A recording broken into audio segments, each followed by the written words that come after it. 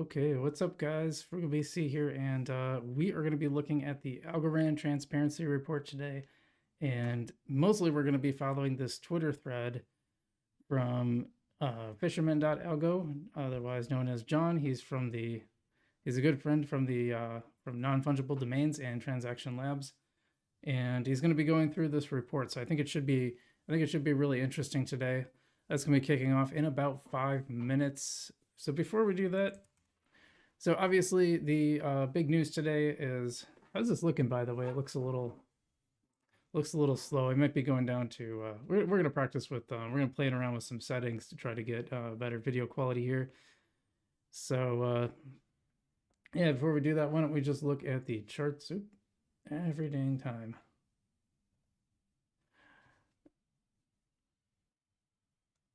Yeah, so we're looking at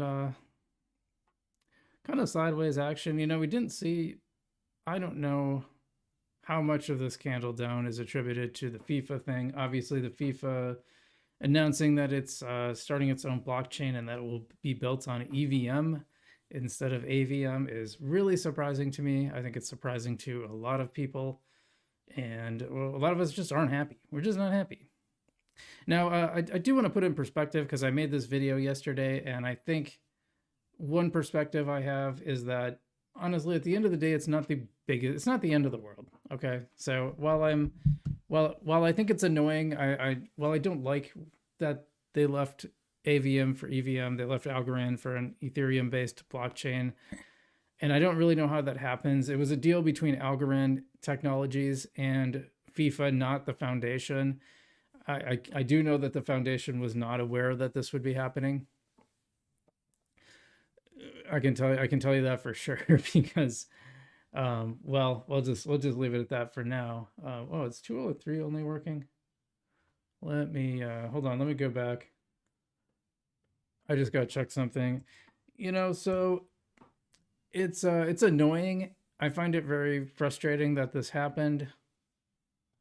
But like I said, yeah, it's working on here. So okay, let me check here.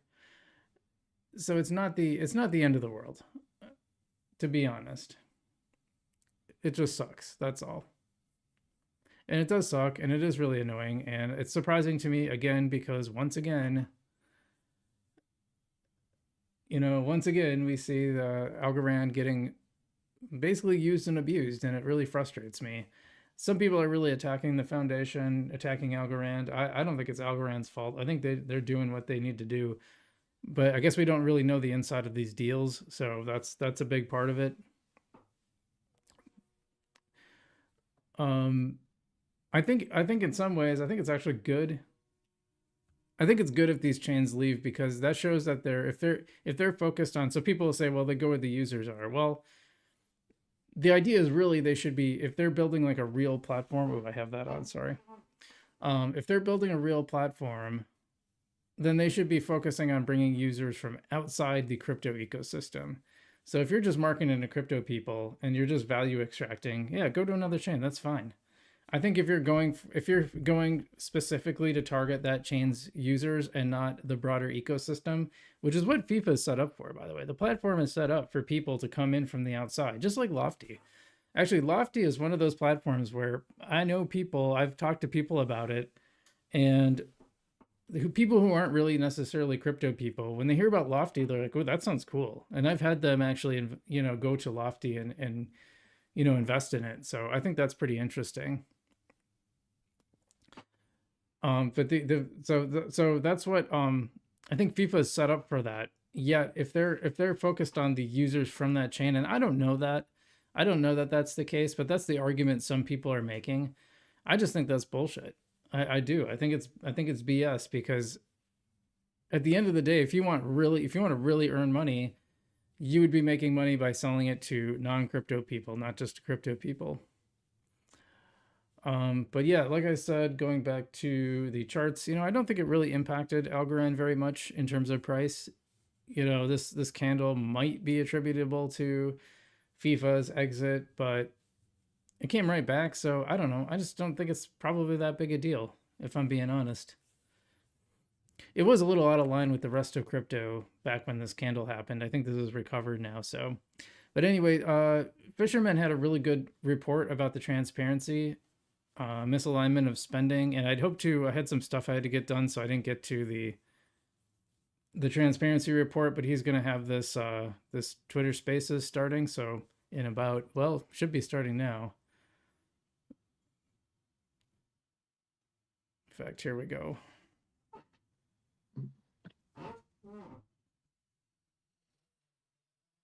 So I don't think anything's happening yet. I don't hear anything anyway. Probably gonna have to put my headphones on, to be honest. GM, sir. GM. Took forever for it to switch over. Twitter's so shitty. You made it. I mean, just like being brought up as a speaker, I probably had about 15 seconds of silence.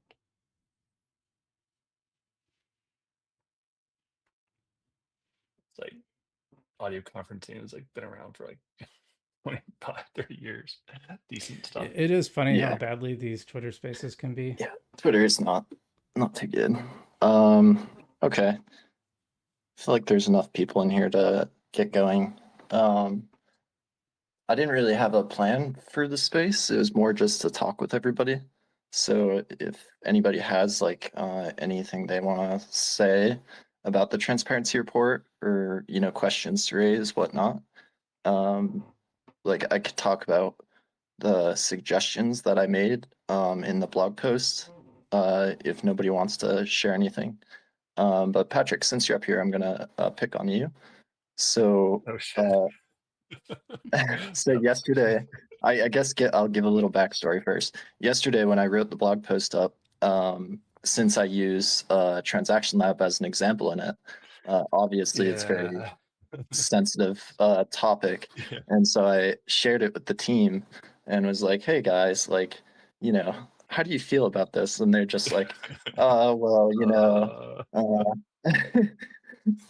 so it was kind of like a whole day yesterday debating between the team, like, Well, I mean, yeah, like you posted this. I mean, you posted this as a personal, thing, your views, and yeah, but I mean, obviously, you kind of are like, hey, is this okay? But it's not like I felt like there is things where I'm like, oh no, you can't say this, you can't say this. I mean, you're writing it, but obviously there's concerns about, if there's, company blowback in a sense.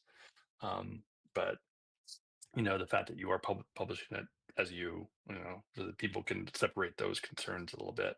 I think at least my feeling on the putting ready, I had maybe some concerns about that being mentioned for a lot of different reasons. So I think it's just a complicated situation for the foundation as well, to be honest, because the I think we certainly expected and hoped that XGov would come faster, but also that the community would honestly step up. I mean, like no one's creates issues, no one like PRs it, nothing. It's completely open source, right? So it kind of is what it is, but I think at least you mentioning ready helps with framing an XGov proposal that we could put out for it for retro funding and maybe future funding. So that was my take on it, at least. And the rest we'll leave for future discussion. yeah, definitely appreciate you sharing. Yeah, it's one of those things that, it's like I feel like a lot of builders in the space might have similar feelings, like they're sharing with me privately and stuff in DMs. They have the same kind of like worries and concerns, but nobody really wants to say anything because like you don't want to be cut off from potential future, whatever. Like, so if there's something going on and the Algorand Foundation are the ones, hosting it, you don't want to not get an invite, right? Because you're speaking out and saying you want things to change. So it's kind of like a super fine line to walk. And just to be extremely clear, like there's a lot of good going on at the Algorand Foundation too. But I feel like championing all the good things happens enough, and there's not there's not so much talk of like what could be better, what could change, or like if these transparency reports, like what we're seeing is acceptable. So that's the kind of discussion, you know, that I wanted to raise. But yeah, I just wanted to mention, like, there are a lot of people who feel this way in the community, and that's why I think like a temp check kind of vote could be really useful. Because okay, it's not binding, like you don't actually have to do anything based on the results, but just knowing where the community stands on a lot of this, probably net positive. Gov, welcome to the stage. Thanks for coming. Thank you. You know, want to throw some variety in here. Somebody else has got to come up. Yeah, I appreciate it. And anybody else in the crowd, please do feel free to come up and discuss and share your views. Love to hear it. Gov, give me your take on the transparency report. What do you think? I mean, I think the couple big things. I think one of the biggest things is the amount of structured selling. And I know that everybody's going to complain anytime that there's selling. But it ticked up an incredible amount last quarter, and then even more this quarter. So it was 110 million last, 110 million algo last, and then 174. And there is thankfully, that is not what the outflows are. So they at least conceivably should be stockpiling a lot and stable. Which, on one hand, I'm glad that that is not them just covering needs, but as a community member, it makes me wonder, what is this all being stockpiled for, and when does it stop? Like, when does the structure? So, like, is it just going to keep doing that? I mean, are we just stockpiling and for forever? And is there a plan? If so, I think it needs to be communicated, because if all they're doing is selling and stockpiling dollars, and there's not some clear plan for why, it just looks like as if you know it doesn't make me feel good as a holder, and it doesn't convey that there's actually some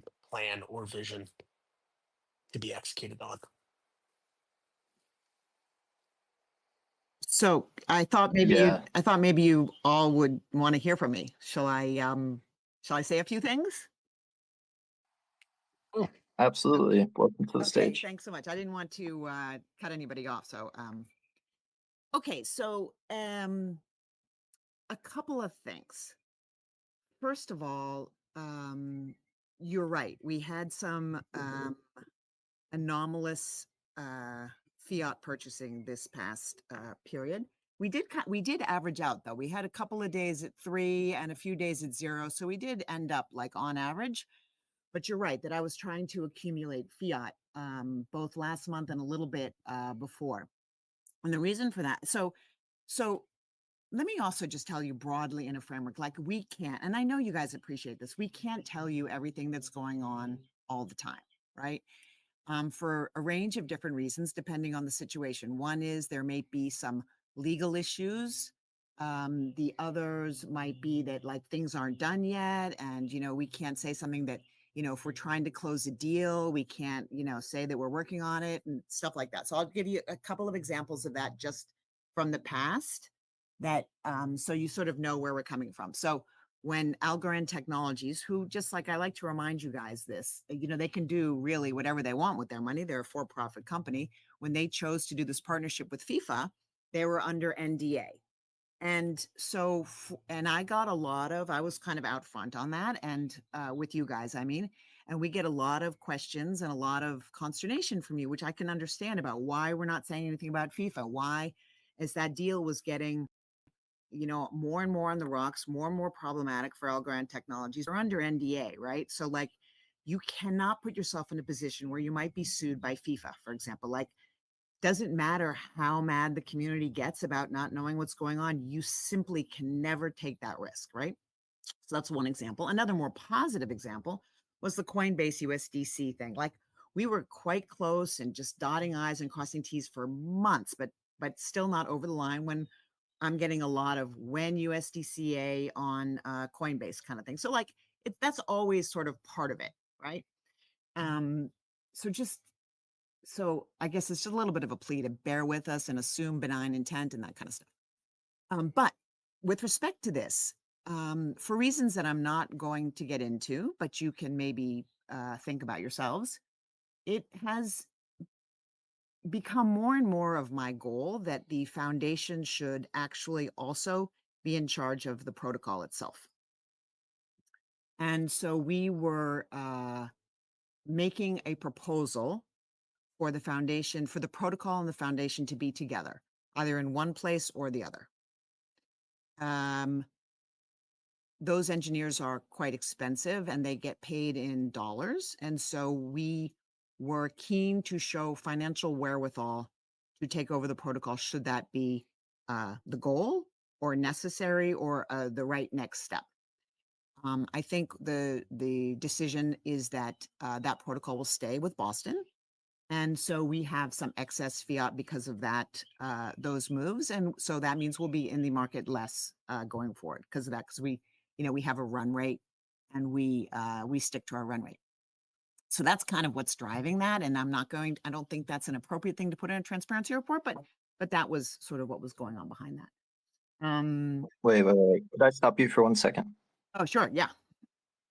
I just have a clarifying question. So you guys, I understand if you can't say it explicitly, but maybe just like a head nod. So you guys were going to purchase Algorand Inc. No, not purchase, but so for example, Take over yeah, the engineering. yeah, we would assume because that we would take But over. okay, wait. I have a question. Why does that cost $50 million? No, it doesn't cost $50 million. It's just that we're shoring up because we wanted to make that proposal. And it's not that we wanted to take over. And this is why I want to be kind of careful with how I say it, but we thought that we would make a proposal to assume the costs of engineering. And then also, as you guys know, have a more, Ethereum-like transparent contribution to the code. So here's how I think about our Achilles heels in terms of how decentralized we are. I think there's 5 of them. One is that the protocol does not have a GitHub acceptance mechanism the way that a lot of other protocols do, right? Like that decisions are made in Boston. So that is fine. And they're very good at it. Like there's no shade being thrown over there. This is very good, but it's not decentralized the way some other protocols are decentralized. Number 2, we've had, of course, the relay node network topography. And so they are making very good progress on that now and will be to a peer-to-peer node. So this is one big negative that we're addressing. The third is the security of the protocol, right? Not enough algos staked. The foundation has too many of those algos that are staked. And again, we spent a lot of time working on this and we rolled this out this year, and this is making, we're in a very good position there. I think, we want to get to about 2 billion with the foundation between 10 and 20%. So I think that's on track. The fourth was this idea that the governors are going to vote on all of the grant making and eventually the lending, I think, as well. But we didn't have a very good tool for that, right? So these guys have been building this tool. It's on chain. It's been taking longer than we hope, but it's going to be, I think, really cool. And then 5th is a point you also made in your blog about the representation of the community on the board. And I think that's also a valid point. So these are the big 5. And I think we need to address all of them. Now, on the first one, I don't have control over that, but we made an attempt. And for that, I was shoring up some fiat. The other ones, 2, 3, and 4, we're in the process of rolling out, and 5, we also have to do, right? So this is stuff that, maybe we could have telegraphed a little bit more that we're thinking about it, but I will do that now. So I think with this administration, we should be in the United States, I think. I think this, I don't think we'll be punished for not being in the United States, but certainly we can say that the core protocol is housed in the United States, but the foundation is the Singapore Foundation with a board that nobody, that I inherited as well, right? But that the community had no say in, and et cetera, et cetera. This is not good for decentralization. We don't want to have it, I think, run by a DAO exactly, but we should probably do both of those things. Like we should move to the United States, and we need a new board with community representation on it, and we are working on that. So I will tell you that. Do you want me to pause there? I think that's kind of, yeah, that's kind of, those Yeah, are the I'm key just like messages. DMing. Yeah. I'm DMing people like, why the fuck does it take me prodding to get this? Because this is fantastic. Yeah, All of this but that you're saying is so good. Like, I do want to say though that I appreciate the role that you guys play in this, but it's not because you're prodding. This has been in the works, and it's just not something. Look, this is our MO, right? And you could accuse me of being very bad, being too weighing on the conservative all the time, but like we don't announce stuff until it's done, right? Like we don't announce stuff until it's baked. Like we just don't do that. And maybe I've missed a few hype cycles because of that, but like it's just not how we roll, right? well, it's not about like announcing like specific announcements, right? It's being the ideological leader of the chain and putting these ideas out there and then having people run with them, and like it's so important to like talk about this stuff. But like just to get back to my blog real quick, because all this stuff about like the path to decentralizing, your 5 steps of how we 5 need to pillars. decentralize it. Yeah. I'm 5 pillars. I'm fully on board there. I agree with pretty much everything you said. But what I wrote about mainly was the misalignment of spending, right? And so like that's what I would like to get your opinion on next, maybe, is like, how do you feel when builders are telling you they can't get tiny maintenance payments or any support at all? And then you guys are, doing this stuff behind the scenes with this grand vision, of like, oh, we're going to take over the engineering of ink, which I am supportive of 100%. You guys should do that. But then that leads to you guys selling 50 million USD worth of algo on market and not telegraphing that like, oh, there is this thing coming and we're building up this USD reserve for it. And, we're not doing grants. So that's why nobody's getting grants. And like, essentially explaining yourself like so that this doesn't happen and, people think the worst. Okay, well, first of all, please don't get me in trouble with Algorand Technologies. I'm not trying to take over. We offered to assume the expenses going forward of the protocol. I don't think they're gonna know, Staci, because they're not on Twitter and they're like Fair completely enough. checked out. Yeah, This but isn't you know what I mean. recorded. You know what I You're mean. safe. You're in a safe place. Okay. So yeah. So and I'm not look, I think the Ready stuff is awesome. Like you guys really stepped up. You built a very good product. There was some, it doesn't all percolate up to me, but like some back and forth about who would host what. And I think we got to a very good solution on the hosting, and you guys built a really nice product. And Patrick is one of the, very, very best engineers in this space. I'm not going to talk about why or why not, why you didn't get money for that. So I think that's inappropriate for me to comment on. But more broadly, I will say, but I do very much appreciate the value of that product. But more broadly, I will say, look, we're shitty VCs.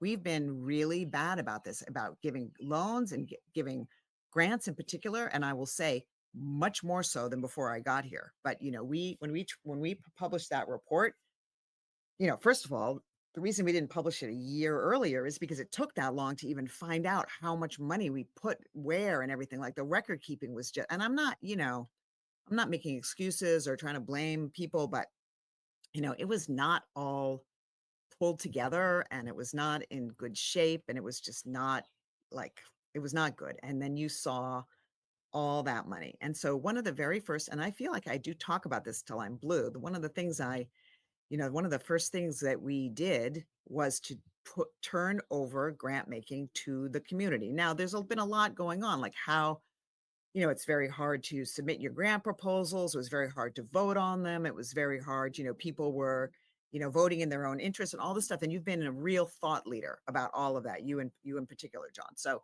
all of that. But that's still got to be the mechanism that we give and lend money out via. Like, it has to be. It has to be that the community decides on those things. And so, hopefully we'll have a good tool. We'll have this committee. And of course, the terms of reference of the committee and the qualifications of the committee are all being discussed.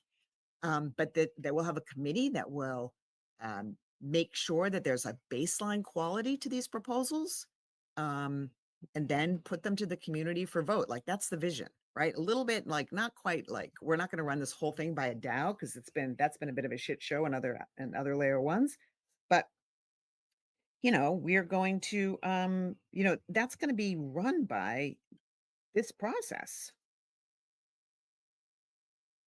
I give you full permission, by the way, to say why ready maintenance wasn't like funded, because I don't know the like exactly how that was decided. Like, I'm truly curious how that is weighed against these other considerations, because like to just from my perspective, it seems like like you guys can't help like a project that has 13% of online stake in it, but you can do all these other things that like have pretty much no impact on the chain. So I would love to hear it. I would love to hear the explanation. Yeah, if this is going to be a Twitter space on why Ready didn't get funded, that's not a Twitter space that I will participate in, not least because I don't know the answer to that. I also just think it's inappropriate to ask me that. I think it's a problem if you didn't hear that we were asking for it, like how that didn't get up to you. Yeah, no, I I don't know. do not. I am not the one that makes all of the funding decisions here. So I understand that XGov is the correct process, but XGov is not available. So it's Yeah. like in the absence of XGov, then what should builders do? Well, I think that you look, I'm not going to discuss this on this Twitter space, but I think you know as well as I know how you guys made your proposal, how you asked for money, when you asked for money, and what basis you asked for it, and that decision was made. And the reasons because you were given the reasons. But I will be happy to talk about anything more broadly on this Twitter space with you guys. If anybody else has a No, question for me, but I'm I'm not just going to talk asking, about like, that. I'm not going to talk about that deal. you don't have to talk about that deal. I'm just asking, like, in the absence of XGov, what should a builder do? A builder should be upfront with how much money they are going to request to build something and for what purpose, and ask the foundation for money in the absence of until this thing is rolling out, which will be rolled out quite quickly. I'm not trying to put you in a hard place or anything. I mean, it's it's just the scenario that played out in front of us, and so that's that's why I wrote about it. Yeah. No. You're. I just wanted to hop on this thing because I don't want this to because it's just hard because sometimes I can't say something and you guys can spin a bit, and I just want to make sure that we're not spinning too much, You're not spinning anything, so I'm Staci. trying to. I laid all the facts out there. We had a 3-month deal. It was 40,000 a month.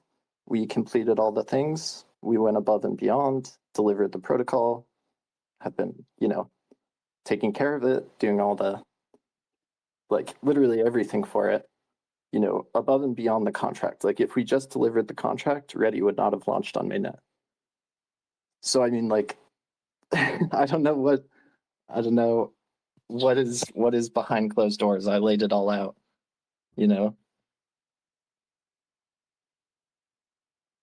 I'm just saying, like, it's one thing to like pay lip service, right? And say like Ready is fantastic, Ready, is great, all this stuff. But then when it comes to like actually funding it and paying like even a small maintenance payment towards it, like that is too far. And this is not, I'm not trying to make this about Ready specifically. It's just like a good example of a broader problem of like there are these products in the ecosystem, they need money, there is no XGov available. So what do? And like they ask you guys for money, they don't get any, and like a lot of them have to close or close up shop. Like they just have no money, they cannot exist.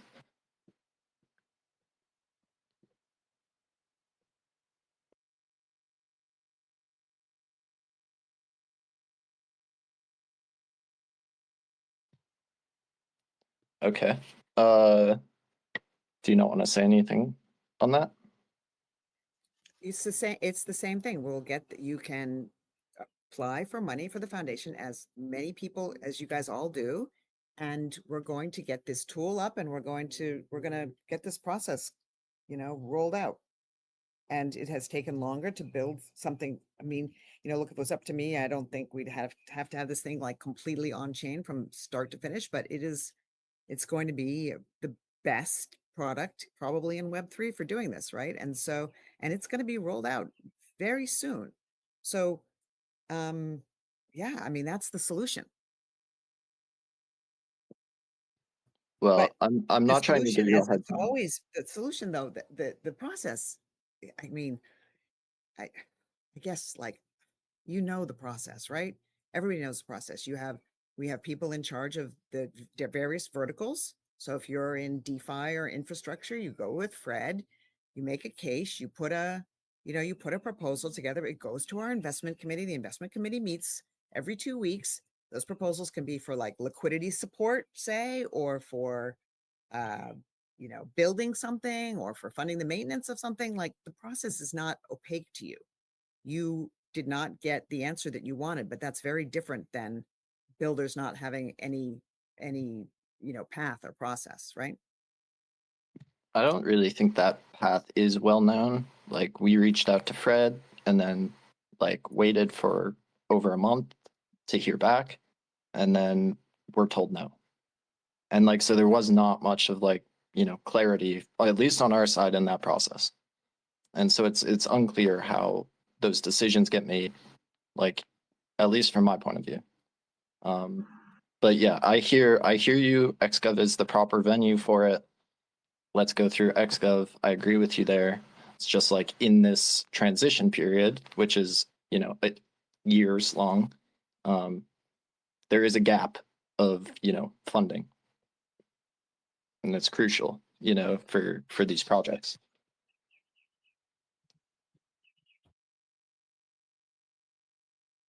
Yeah, I mean, yeah, I I hear you.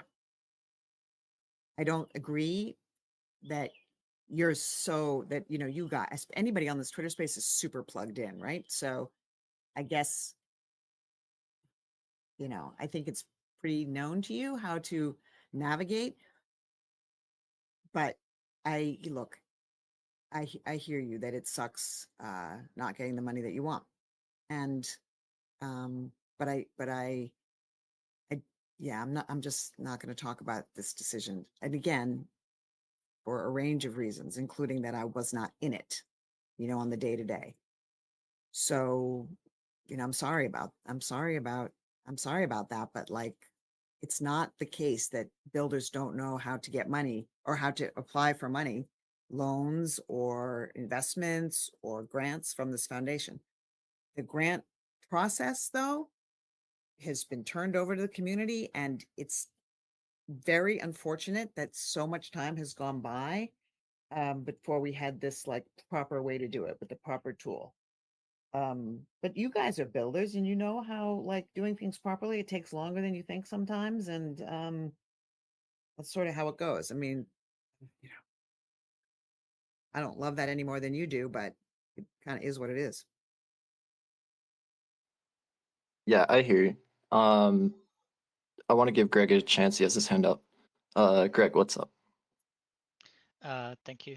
Um, I just wanted to really ask about different ways in which I'm just wondering if the foundation looked into ways to support builders, not through grants specifically, but through very simple direct systems. Because, for example, um, I think we can both agree that both the XGov and the governance voting, they were not ideal, and all of this rests that on the shoulders that someone has to make the questions and someone else has to make the answers, and there's always going to be someone either unhappy with the questions or with the answers.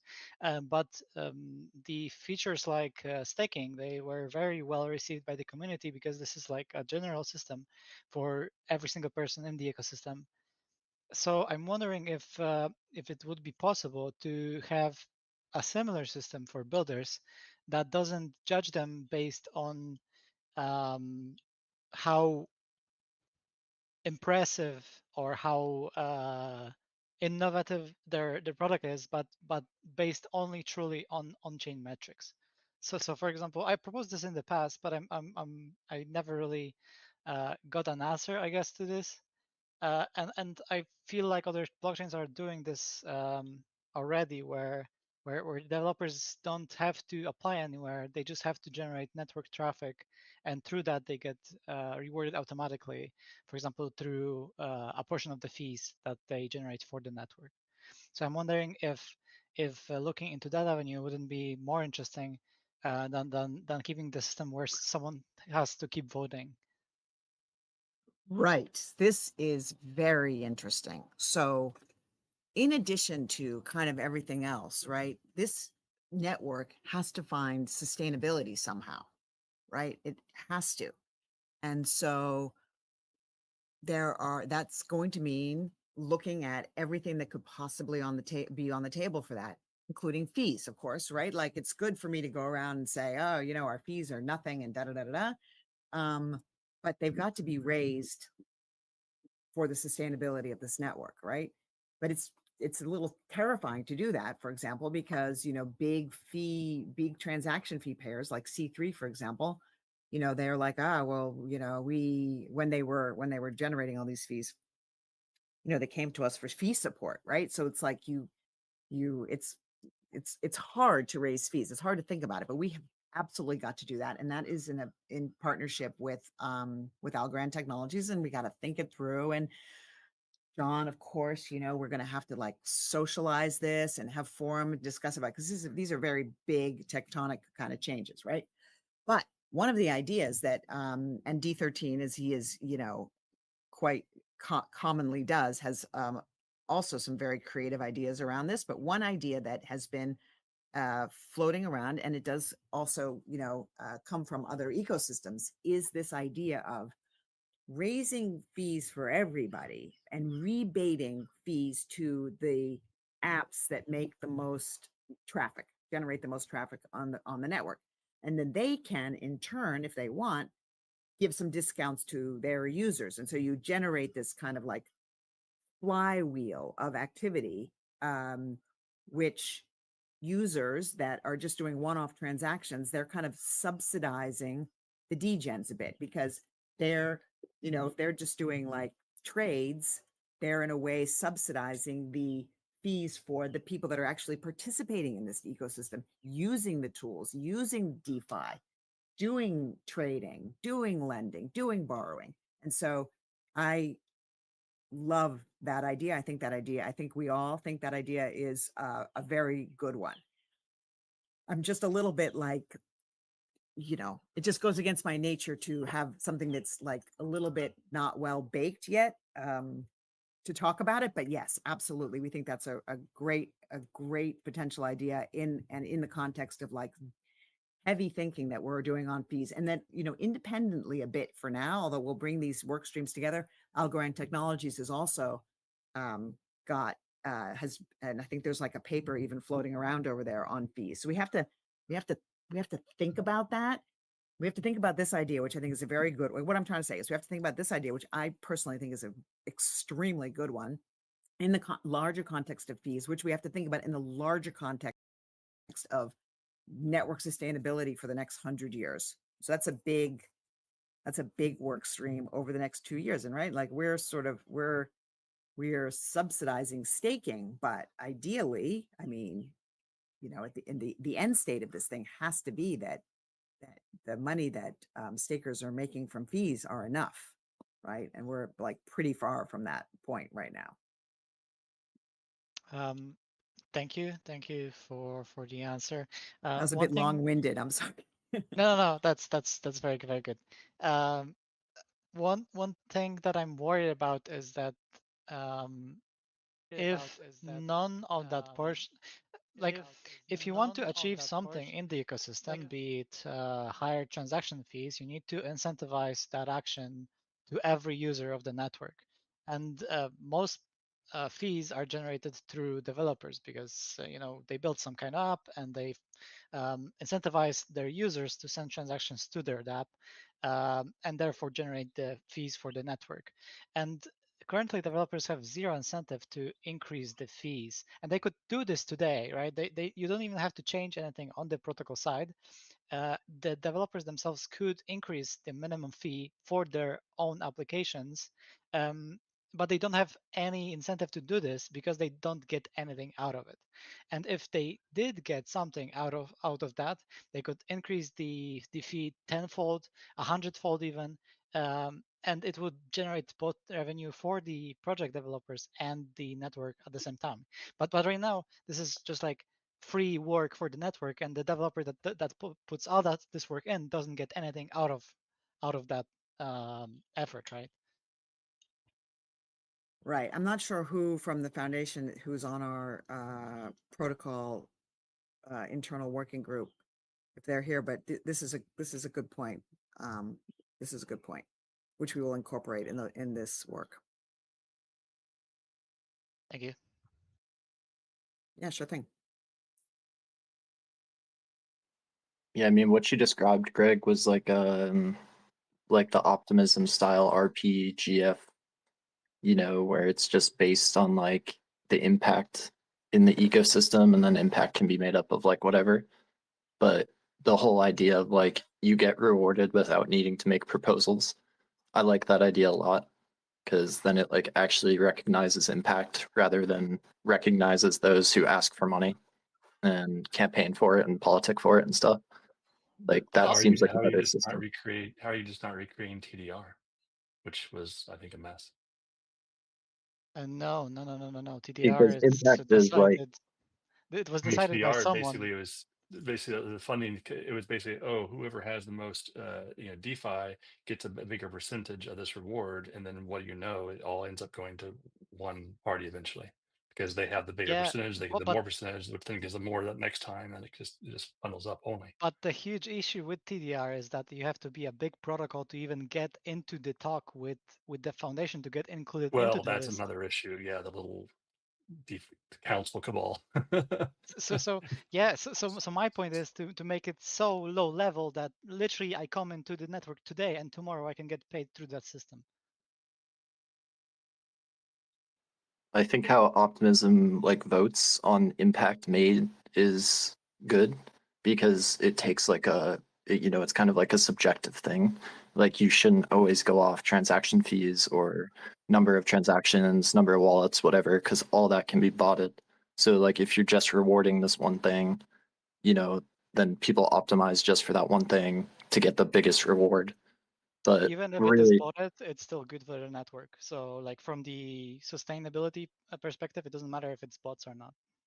certain metrics like transaction fees, right, cannot be botted. Like you either pay it or you didn't.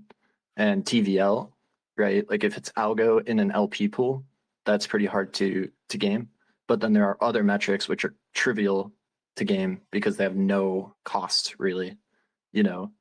So yeah, it is a matter of like distinguishing the things that can be botted and cannot be botted. But like you still can bot transactions, right? So like if you're just being paid, just say one algo per transaction, and then you do 1 million transactions, right? And it only costs you 0.001, and you make, you know, whatever the math is on that, you make a fuck ton of algo. Like, people are going to bot the shit out of that. So I do think you need people in the loop to like make these subjective decisions, and then you just get a good group of people to make, you know, their estimates of what it's worth or what the impact was, and then that's how you divvy up the money. That would be, in my opinion, the best. Of course, this money has to come from somewhere, right? It cannot be just the foundation saying that you are the best application that generates the most transaction, and we give you 10 million algo. I really don't want this to work like that. I want this to be directly paid by the users of the dApps.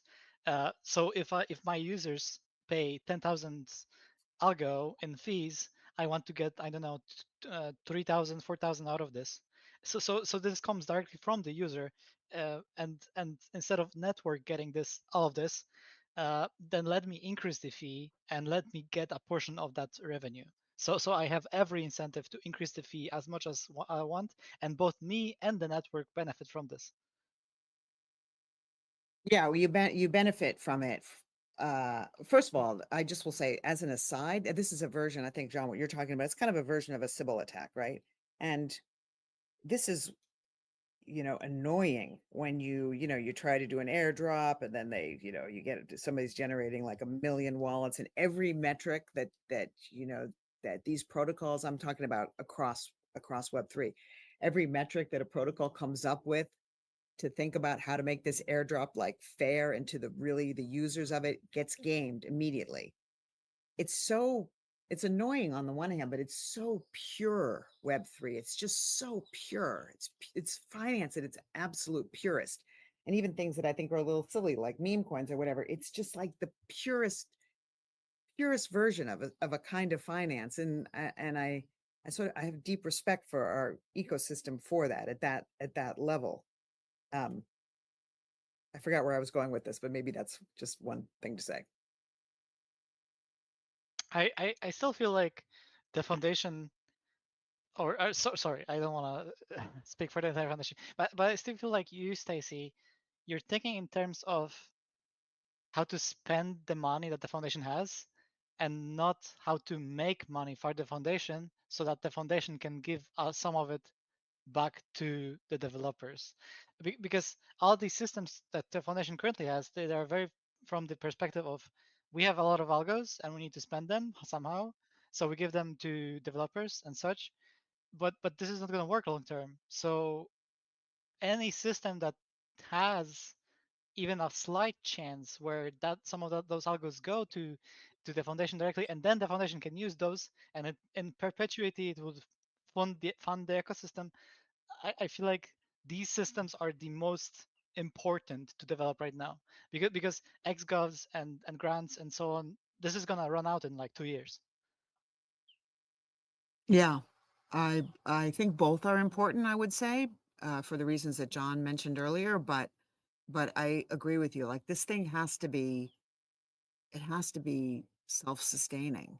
And that means fees or inflation, right? Like, those are the two things on the table, or that's the taxonomy of possible things, right? Like, somehow fees are high enough, or inflation is high enough not to be, deleterious to the ecosystem, but can generate this rewarding for activity on chain. And at the same time, by the way, pay for the core developers, right? Like,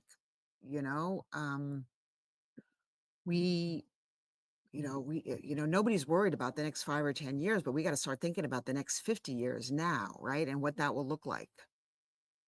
And that's going to come from rethinking fees. Like, for my finance, history or whatever, if you think about this in terms of like a discounted cash flow model, right? Like, the fees are not enough to give a valuation. Who knows how things are valued in Web3? I mean, I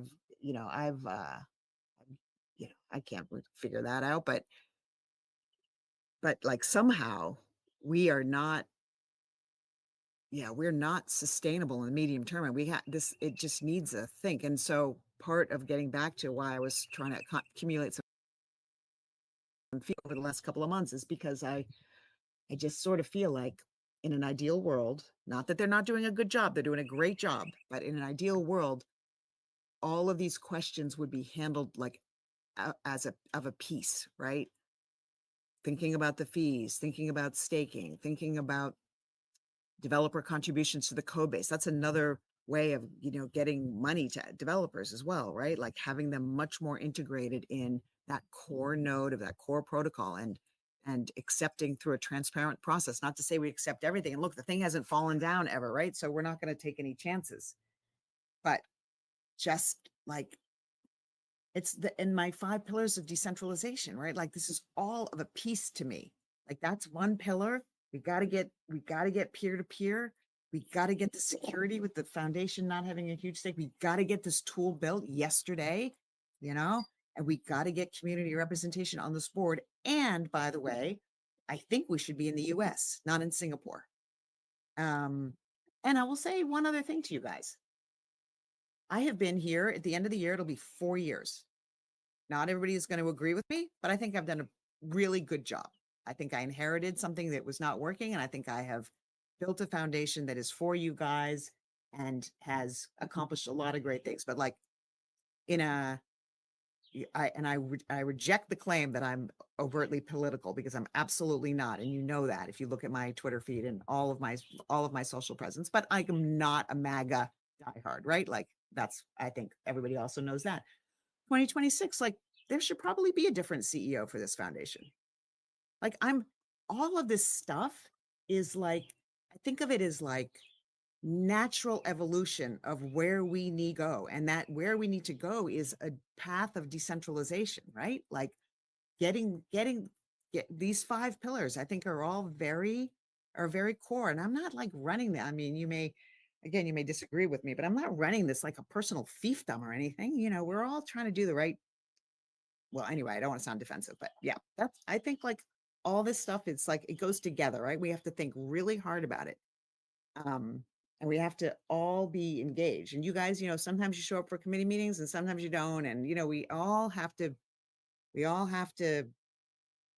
in it together kind of thing, Stacy, I have a question. What did you think, while we're talking about the sustainability of the foundation, like, what do you think about the proposal that I mentioned last night of like you guys staking like 1 billion of your algo and then using like the other 400 million to incentivize consensus, and then essentially you guys like using the rewards as revenue, so like selling the rewards you get from that stake into USD and then using that to fund yourselves. And then plus you have what I assume is a large cash balance now, which could be parked in like treasuries or something. And then you could, similarly use that yield to fund yourself. I think that's very pure. I think that's pretty draconian, but I think that we could think about that as a funding model if we set up a US foundation for sure. I think that's a bit, I think that's a bit draconian. Look, the stuff that we do, that you like, that we do, it costs money, right? Like you don't need me to tell you that. When you say draconian, It takes could you time. like explain on? I'm just like, yeah. Yeah. What do you think is wrong with that setup? Do you like- think that the foundation shouldn't hold like that much algo, or you think it's wrong to sell the No, I rewards? just think no, I think right. Living off only the rewards would be, I mean, I'd have to fire, 95% of the people at the foundation. That's what I mean by draconian. I see.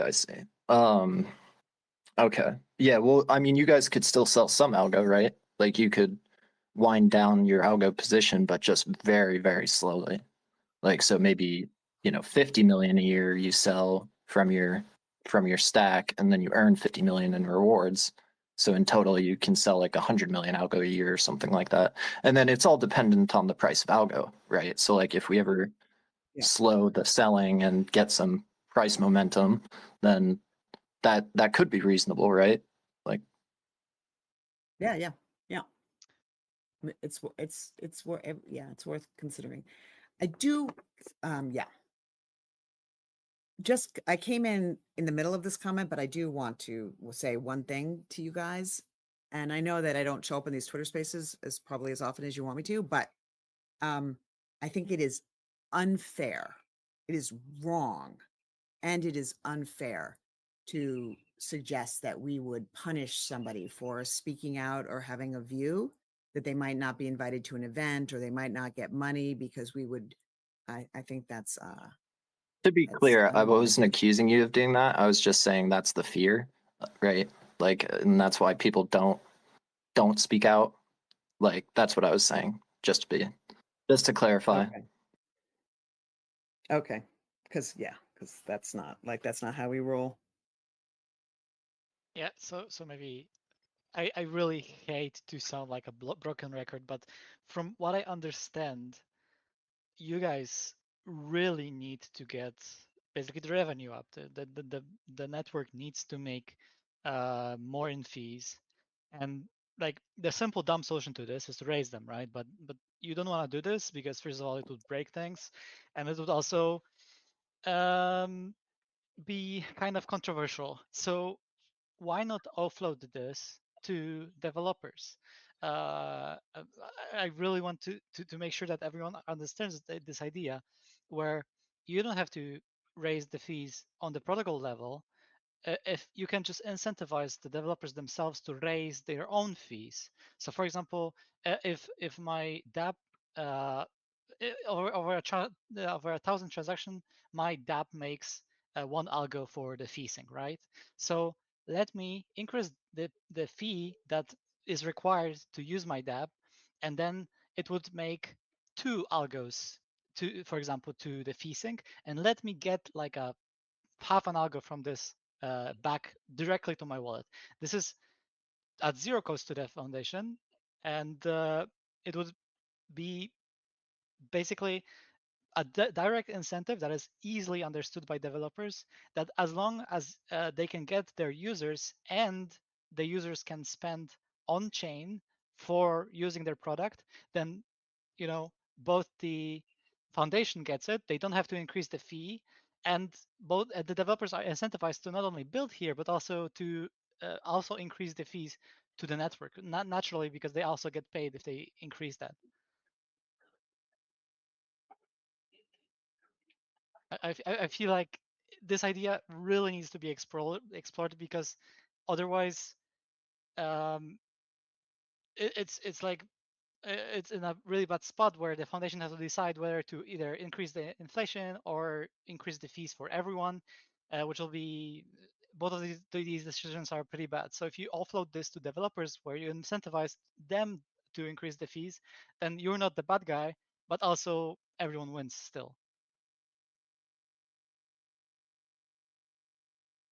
Timo, are you on? Because I thought I saw you on, and you had a version of this in one of our. Okay, why don't let's take it offline, and we'll plug you into our. We have this working group now that's thinking about these things, and let's plug you into that. Okay. I would also love to be included in any discussion about fees. That'd be very nice. Ludo, welcome to the stage. What you got? Hello, everybody. Can you hear me? Yep. Hello, Staci. Thank you for work that you are doing for the last 4 years, and it was very pleasant to meet you in Prague at consensus conference. And my point here is that I also believe that we need to do this path of decentralization and sustainability. And I hope that the network fees are not going to be increased. And I hope that this will be resolved by basically 2 steps. One is increasing adoption of the Algorand network so that there is many more transactions on chain. And second is technically at the moment you still have option to invest some money so that it generates some some yield. And for example, you have project on chain, Lofty. I know that you know them, and perhaps if they generate some yield in USDC, so perhaps you lock some USDC and get yield in USDC, you can fund the more more sustainable future. And if you create some environment for other projects also to be part of this, I think we can generate a new revenue stream for the Algorand Foundation. Because like my long-term vision, for example, is to do also real estates, but based in Europe. Okay, and I think that we should not do like I believe that this retroactive funding is pretty bad idea, because I don't really support the idea of projects that were already created or funded somehow to be funded again.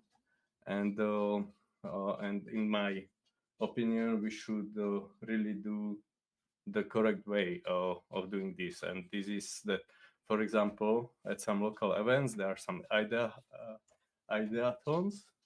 Then the best ideas goes to some hackathons, and the best winners at the hackathons has ability to go to the accelerators. And in the accelerators, the project will be kind of pushed to be sustainable. So I see that there is currently some accelerator um, at the foundation, but actually I think that all this process should be decentralized. And like there is XGAO grants for there were the XGAO grants to create new projects. This is kind of the same thing as the hackathons. Then there should be open submission for the accelerator, so that it's also basically fully transparent. Yeah, and for example, I have won around 6 or 7 Algorand hackathons, from where two of them I won, where I was like overall winner, and I got no feedback or no further steps laid out from the foundation.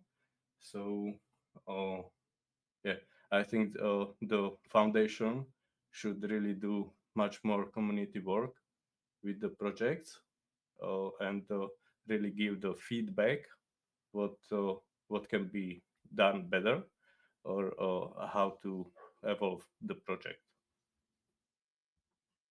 Okay, I think that's 2 cents from me. Thank you. Thanks, Ludo. Yeah, just we got 60 applications. I'm just reading an end of week note from Min. We got this our accelerator call this round. We got 60 applications and have shortlisted 6. And she says, very good ! Startups for interview, and a good diversity of projects too. AI, DPIN, Xchain, Wallet. So I'm excited about this new this upcoming accelerator for sure. I want to let some other people go. We got a bunch up on the stage. Sorry, my Twitter is kind of bugged right now. I'm not seeing like requests, so I had Patrick co-host, and I think now he's able to see the requests. I'm not too sure, Yeah, I but can see him. I've got D13's up. Yeah. yeah, D13, please go ahead. Hello, everyone. I wanted to touch a little bit on raising the fees versus changing the supply model and so on. So the number one thing that we need is more volume. If you actually do the math, then raising the fees, let's say even by 10x, will still not get us to sustainability. So a third way, which is something that we have been brainstorming initially, and I think I have a proposal that I will make an arc out of and publish when I'm back from leave, where I'm joining from, is to look into tapping into fees specifically for arbitrage and liquidations. So there's hundreds of thousands to millions of dollars, I think, being made on chain from just competing for who gets to liquidate, who gets to like perform an arbitrage swap. And between changing the supply model or raising the fees enough for this to actually become sustainable at current TPS, this number three, which is to kind of look into some kind of MEV mechanism, is probably the best path moving forward in order to do this without curbing our adoption and growth momentum, because that's the main thing. So if we increase fees by 1,000x tomorrow, and we won't, applications like TravelX might not be able to afford to keep operating. So this is the number one concern. As you might imagine, this has been discussed internally quite a lot, and this is not an official position, obviously, that I'm saying.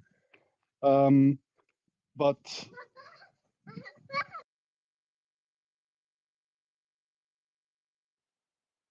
Kid interruption. yeah, sorry about that. I think he's on his paternity leave now. Yeah. Right, yeah. I have a. He's the king of this working group, by the way. D13, as you can imagine. my 3-year-old ran up asking if I'm in the meeting, and the answer was yes. So yeah, I think I have a proposal to kind of thread the needle and try to do something like MEV, but not actually allow sandwiching. And if you had to have, even if we could not prevent sandwiching, would you rather have 100x higher fees or 1,000x higher fees, and allow sandwiching, or just keep going as we are?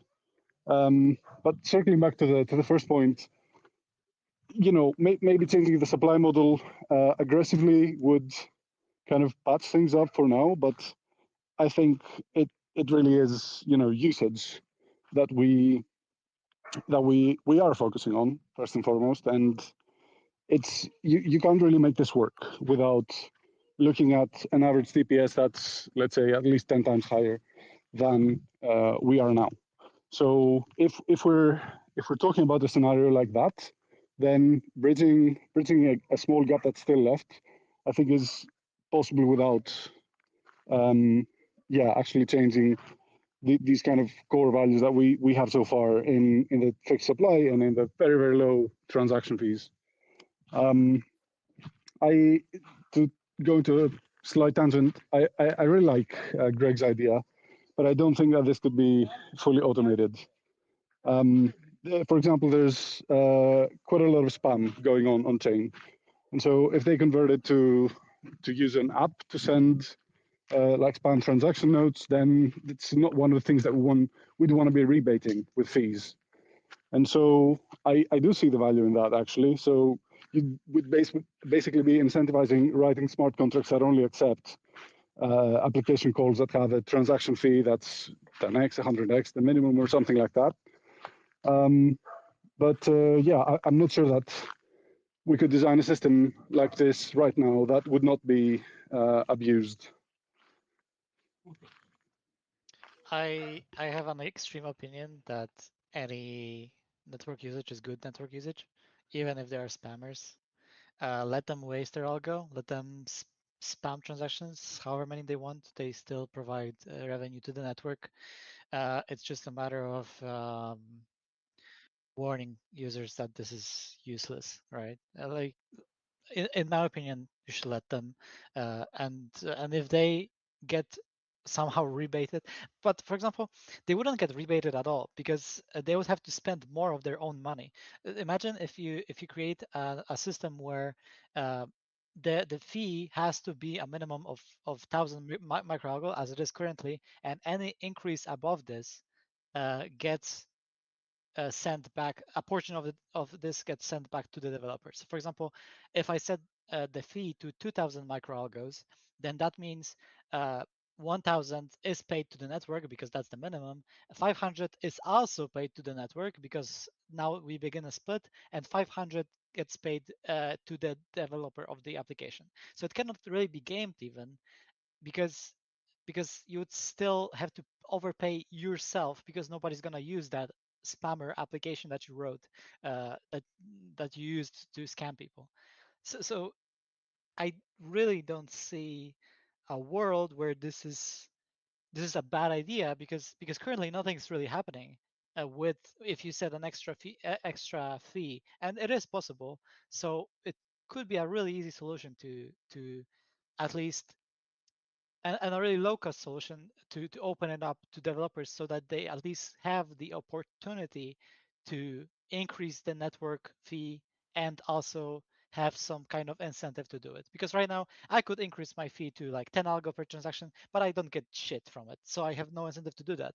And if my app is really used and I did get paid a little bit from it, then I would Well, 100% hold do on, this. Greg. I mean, if you run a node, you get something from it. Well, sure, but everyone gets something from it. And Isn't that what we're talking about? It's helping the community. So isn't that the very definition? By you paying fees that goes to node runners, isn't that helping everyone? yes, but I have no I have no additional incentive to increase the transaction fee cost, because if I don't get paid from that increase directly, then as a developer of the application, I have no reason to increase it. And on top of this, I don't even have an incentive to write the application in the first place, because unless I set the real payments for the application, then I also don't make anything from it. So adding to the usage of the network actually doesn't benefit me at all. And if we want people I to do mean, that, as a writer, as a creator of the application, you can have the fees go to you. well, not the network fees. I can make my own fees, but I can't make the network. Look, Exactly. How's that guys, different? I want Anyway. to stop the focus on the fees, because the fees can be its own discussion. I'm happy to host it and we can talk about it for literally hours, but I want the space to be focused on the transparency report. And I understand why you guys are Bank's talking had his about the hand up fees. for a while as well. Yeah, I want to let Um, Bank on Algorand go. I think he has something he'd like to say about this. And then I also have a bunch of DMs from people that couldn't join but wanted to just say their piece. I want to give a chance to those people to read them too. But Bank on Algorand. Okay, I have a 12 o'clock, sorry, I have a 12 o'clock, so I have to go, but thanks for giving me some time on this. Thank you very much for joining, Stacy. I greatly appreciate it. I think the entire community appreciates it. So yeah, thank you so much. Okay, I appreciate you guys, of course.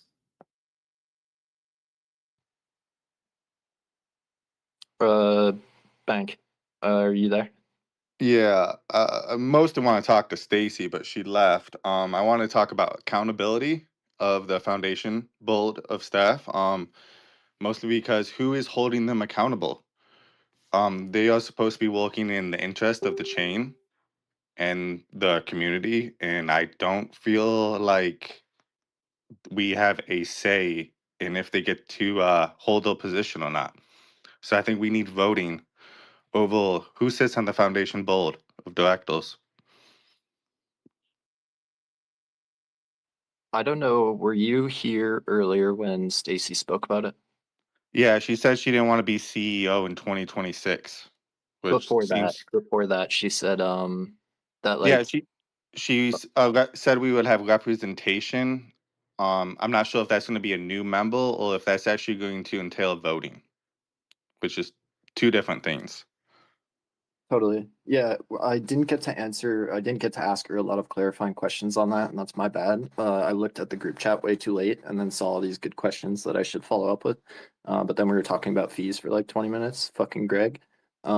Just kidding, Greg.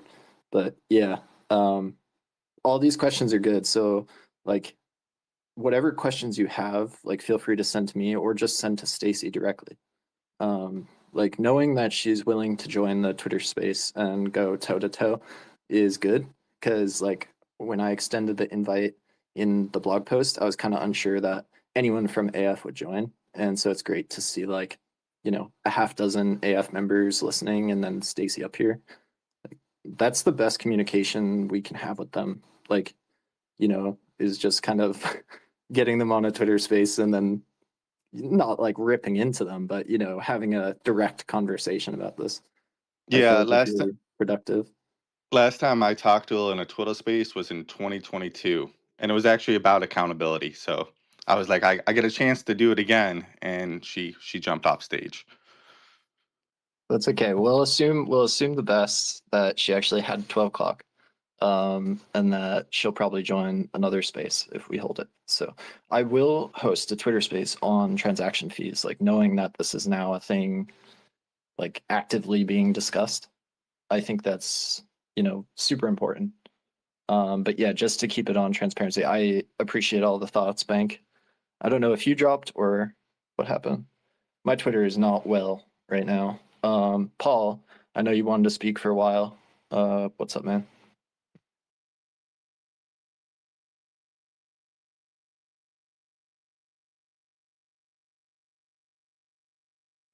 If you're speaking, I can't hear you.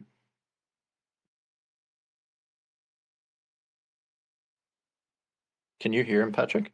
No, he unmuted, but he's not speaking. Yeah, he's bad. I think he's having problems because he had to come back up to speak Yeah. twice. Yeah, I think he's bugged. Twitter's bugged. What it is. But yeah, I mean, I as far as you talking about accountability, I think that is for me, it's a huge issue with the foundation. To be honest, I think the dev side, the foundation's really good, but I think once you get into the kind of like more business side, then I start having issues with the foundation. To be honest. Yeah, I think it's actually pretty big that Staci said that, like, Bankus wants more clarification on like what representation on the board actually means. But when she said that she wanted to like actually have a process for community representation on the board, like that got me insanely excited because, up to this point that has not been a discussion, like, Yeah, ever. all of it's absolute complete black hole. Yeah. I mean, So like 100%. It's like, you don't know like what's discussed, when it's discussed, if it's ever even discussed, and then even when they say it's discussed, was it actually discussed? And do they even know what Algorand is? I guarantee you, those fuckers on the board don't even have a wallet. What's shocked me is one of the board members followed me this morning on Twitter. I had no idea he was on Twitter. And it's like I literally almost shit myself when I read his bio, and it's like board member, Algorand Foundation. I'm like, what the is that? I had no idea these people lurk, but they actually do. There's at least one on Twitter. JD, Leo, welcome. JD, you can go first. What's going on?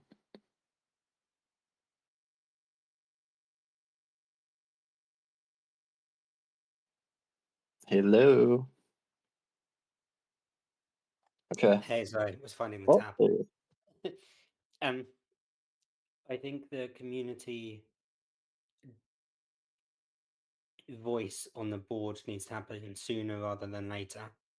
It's a nice thing to say, but in real terms, the role the foundation plays over years may diminish more and more.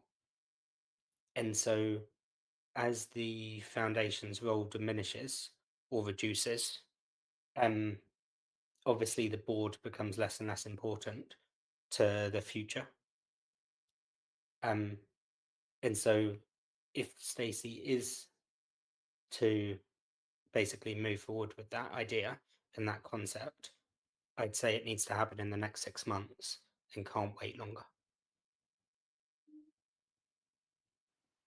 Yeah, I can definitely appreciate the urgency as well. Feel free to DM Staci and ask her if there's any like timeline or whatever. I'd be curious to know. She may be willing, to give a timeline. I'm not sure. But yeah, I agree. Yeah, urgency is needed. Okay, guys, I got some things I got to work on here, so I'm going to let this Twitter space keep playing for you guys who want to keep tuning in. It looks like we got Leo talking right now, but I thought I kind of wanted to cap my participation off with this a little bit, and I just found that really interesting. It's very unexpected that she jumps in. that she jumped in and spoke to us, and we got some feedback from her. Very interesting. She dropped some real bombs, like the fact that she doesn't think she should be CEO in 2026. She thinks it should be someone else. And it's been about 4 years, so I guess I think yeah, she made some interesting arguments. There's some interesting things about how the foundation is structured. One thing I want to know is, I don't think it was really appropriate to ask on this Twitter space necessarily, but I don't really know how do other foundations do this? How is HBAR doing this? How is SWE doing this? Are they, I assume they're doing, I know HBAR has been doing structured selling too. I'm pretty sure that's the case. So it's very, very interesting, but yeah, we'll let Leo's got some interesting stuff probably to say, so I will let that pop back on. I'll just leave it running and I'll go do about what I got to do. I was hoping this would be kind of a short thing. It looks like they're going to go on. I think the main thing that I really wanted to pay attention to was Staci speaking, which I said like was totally unexpected. I saw she was in the chat. I'm like, oh wow, and I thought, okay, she's going to be paying attention. And then she said, she wanted to speak. So I thought that was very, very interesting. Anyway, we'll let them back on. I will bow out for a while. I might pop back in a little later, but I just really got to get going on some other stuff. So I will let it run. And how we don't fork. There's no like multiple instances of the current state of the chain. But are we okay like seeing like what happened with FIFA? Like obviously they don't care how great our systems are. Are we ready to jump into something like that, changing the way we order transactions based on fees instead, or do we value more the way that things work now, which we expected like large entities to value? So yeah, I mean, you roughly described like what MEV is, and then like you asked if that was what D13 was proposing. And yes, that's like pretty much D13's proposal is like allow transaction ordering based on fees. So like, if somebody pays a higher fee, they can get in the front of the line. And I think it's very like a pure way to have the network work. Because, if one transaction is like a very high value, you might want to put it through urgently, and be at the front of the block.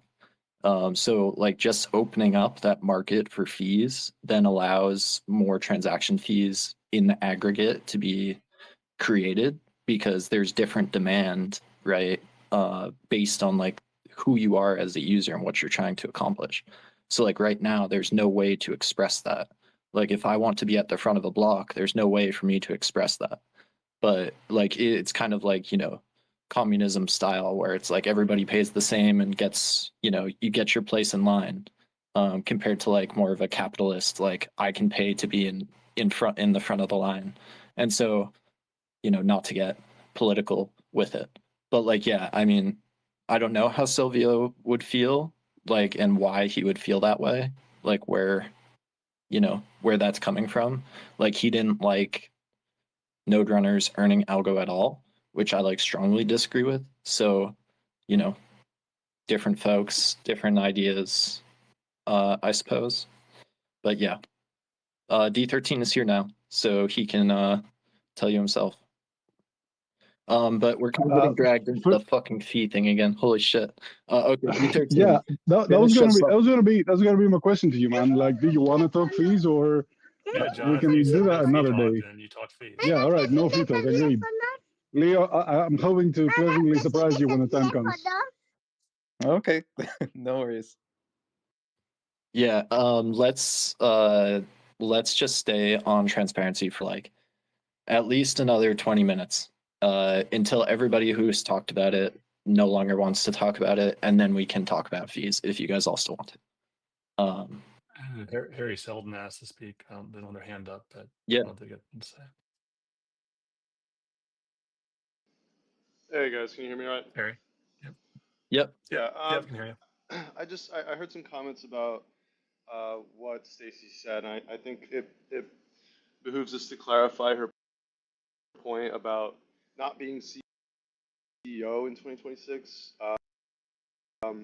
or wanting a new CEO.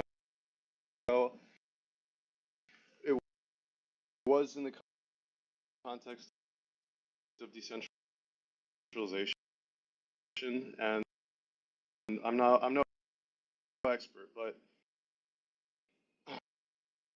having a board of directors We're only hearing about every third word, Ari, based in unfortunately. At least I am. Singapore versus the U.S. probably has some pretty, significant differences Could you ask him to rejoin? in terms of like. Yeah, Harry, you're saying something really important, but you're cutting out every like. Yeah, sorry, man. Just cycle through, like we couldn't hear you at all, pretty much. Yeah, like every four words, if that.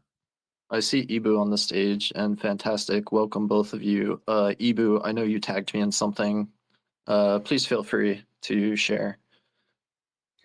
Thank you. But I'm happy to leave the fee conversation now. I was actually going to talk about. I was going to kind of like make a couple points or like throw a couple ideas out there about fiat chain. But I can also wait as well. I don't need to do it right now.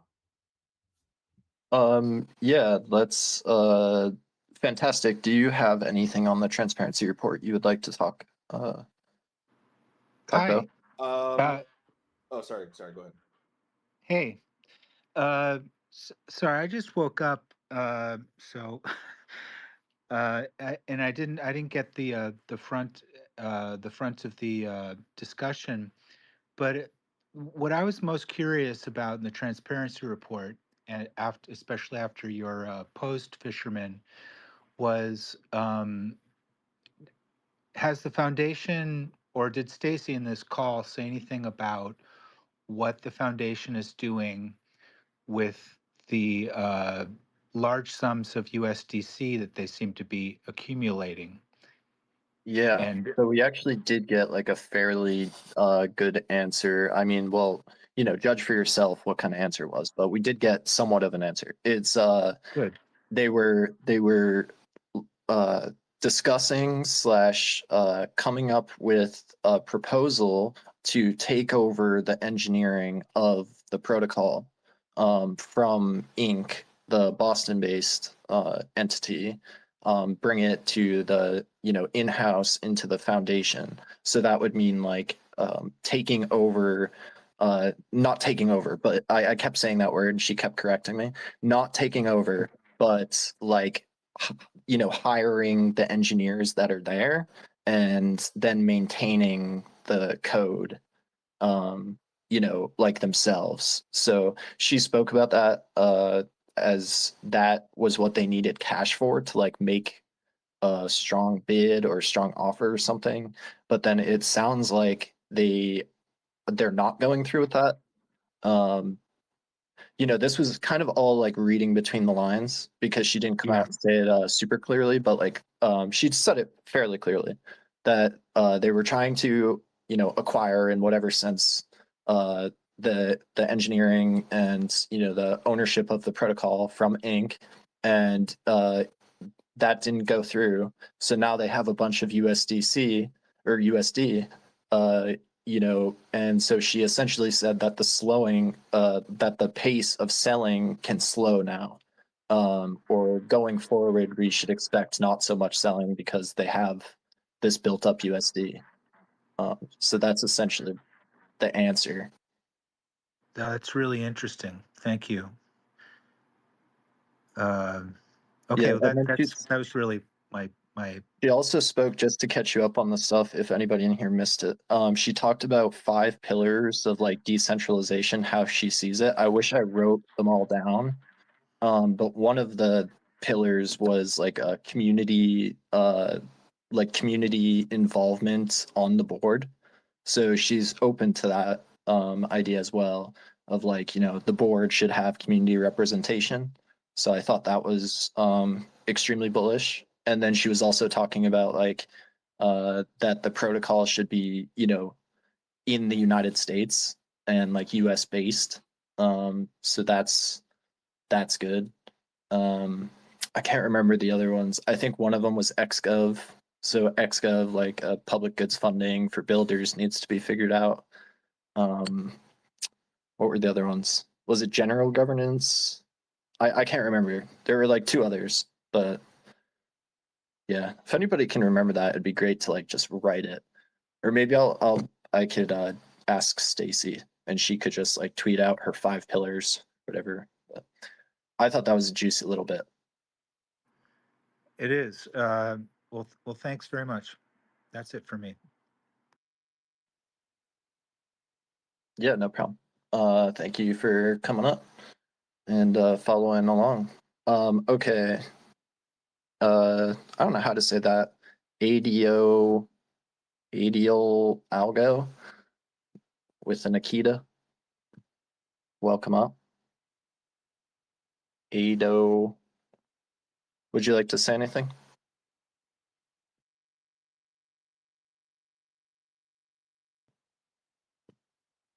No? Adio algo? No? Just coming up to chill.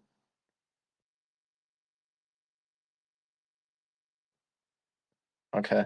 Well, Ibu, I would love to hear your thoughts on Fiat Chain. I can, change the title of the space, but yeah, we're essentially going to talk about general Algorand stuff now and not specifically the transparency report. So if you're here for that, feel free to call it here, but Ibu, go ahead.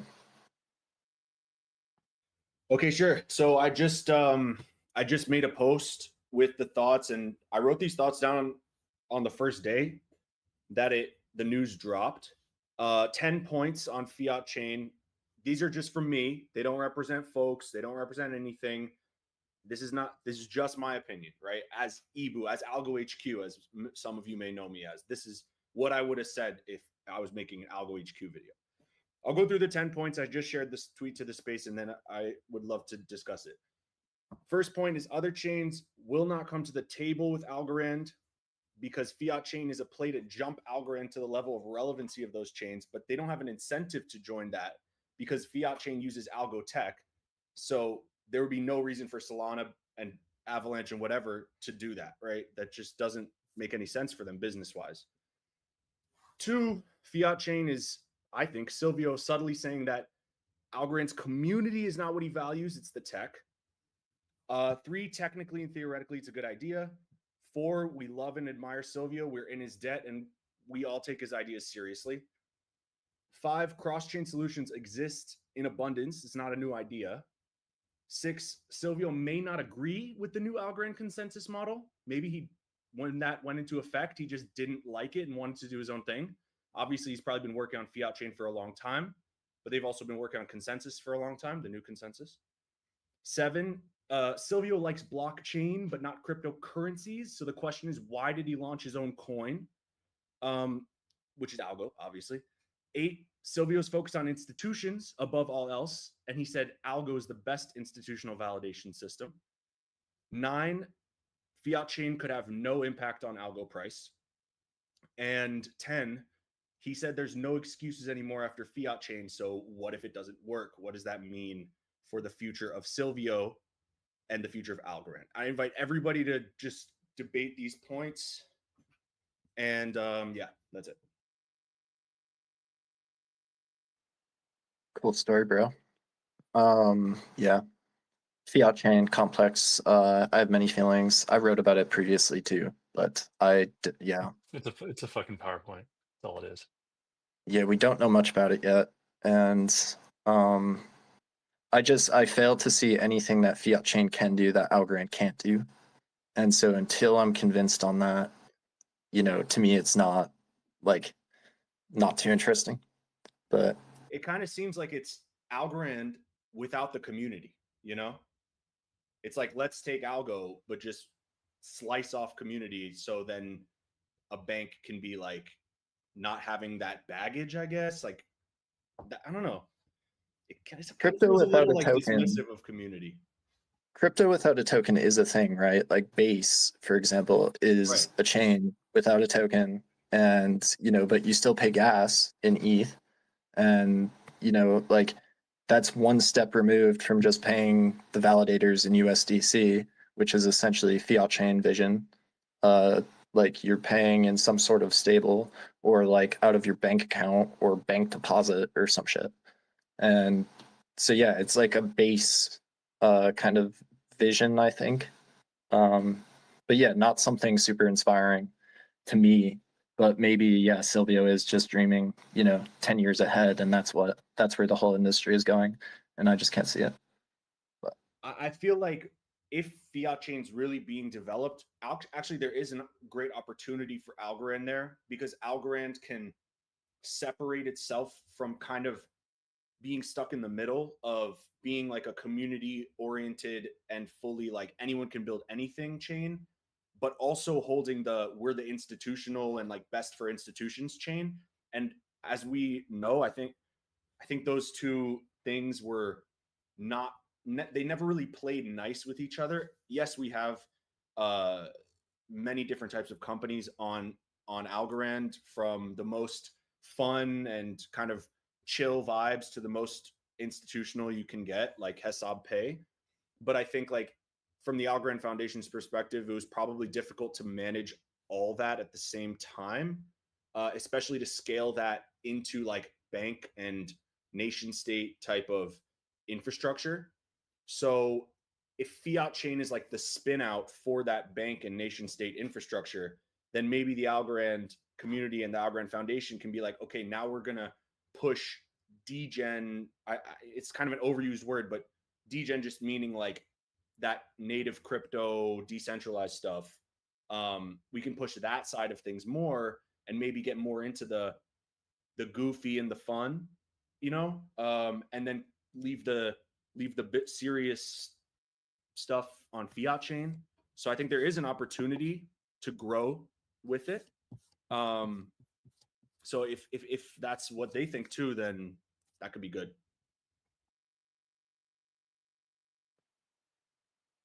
yeah, I want to get other people's thoughts. JD, I know you had your hand up. If you can't speak any longer, no problem. Leo, feel free. Yeah, it wasn't one of your listed points, I don't think, Ibu, but something you said while you were mentioning this was that we already have existing cross-chain solutions. But I think that's like when your mom says like, "Oh, we have food at home," and then you get home, it's like, eh. Like, there's nothing really wrong with a lot of these cross-chain solutions. It's just that they're like very centralized. I would say like there's no actual handshake between whatever two chains they're facilitating. Like they're basically, to my understanding, they're checking each chain on their own accord and performing whatever actions the user wants to perform on their behalf.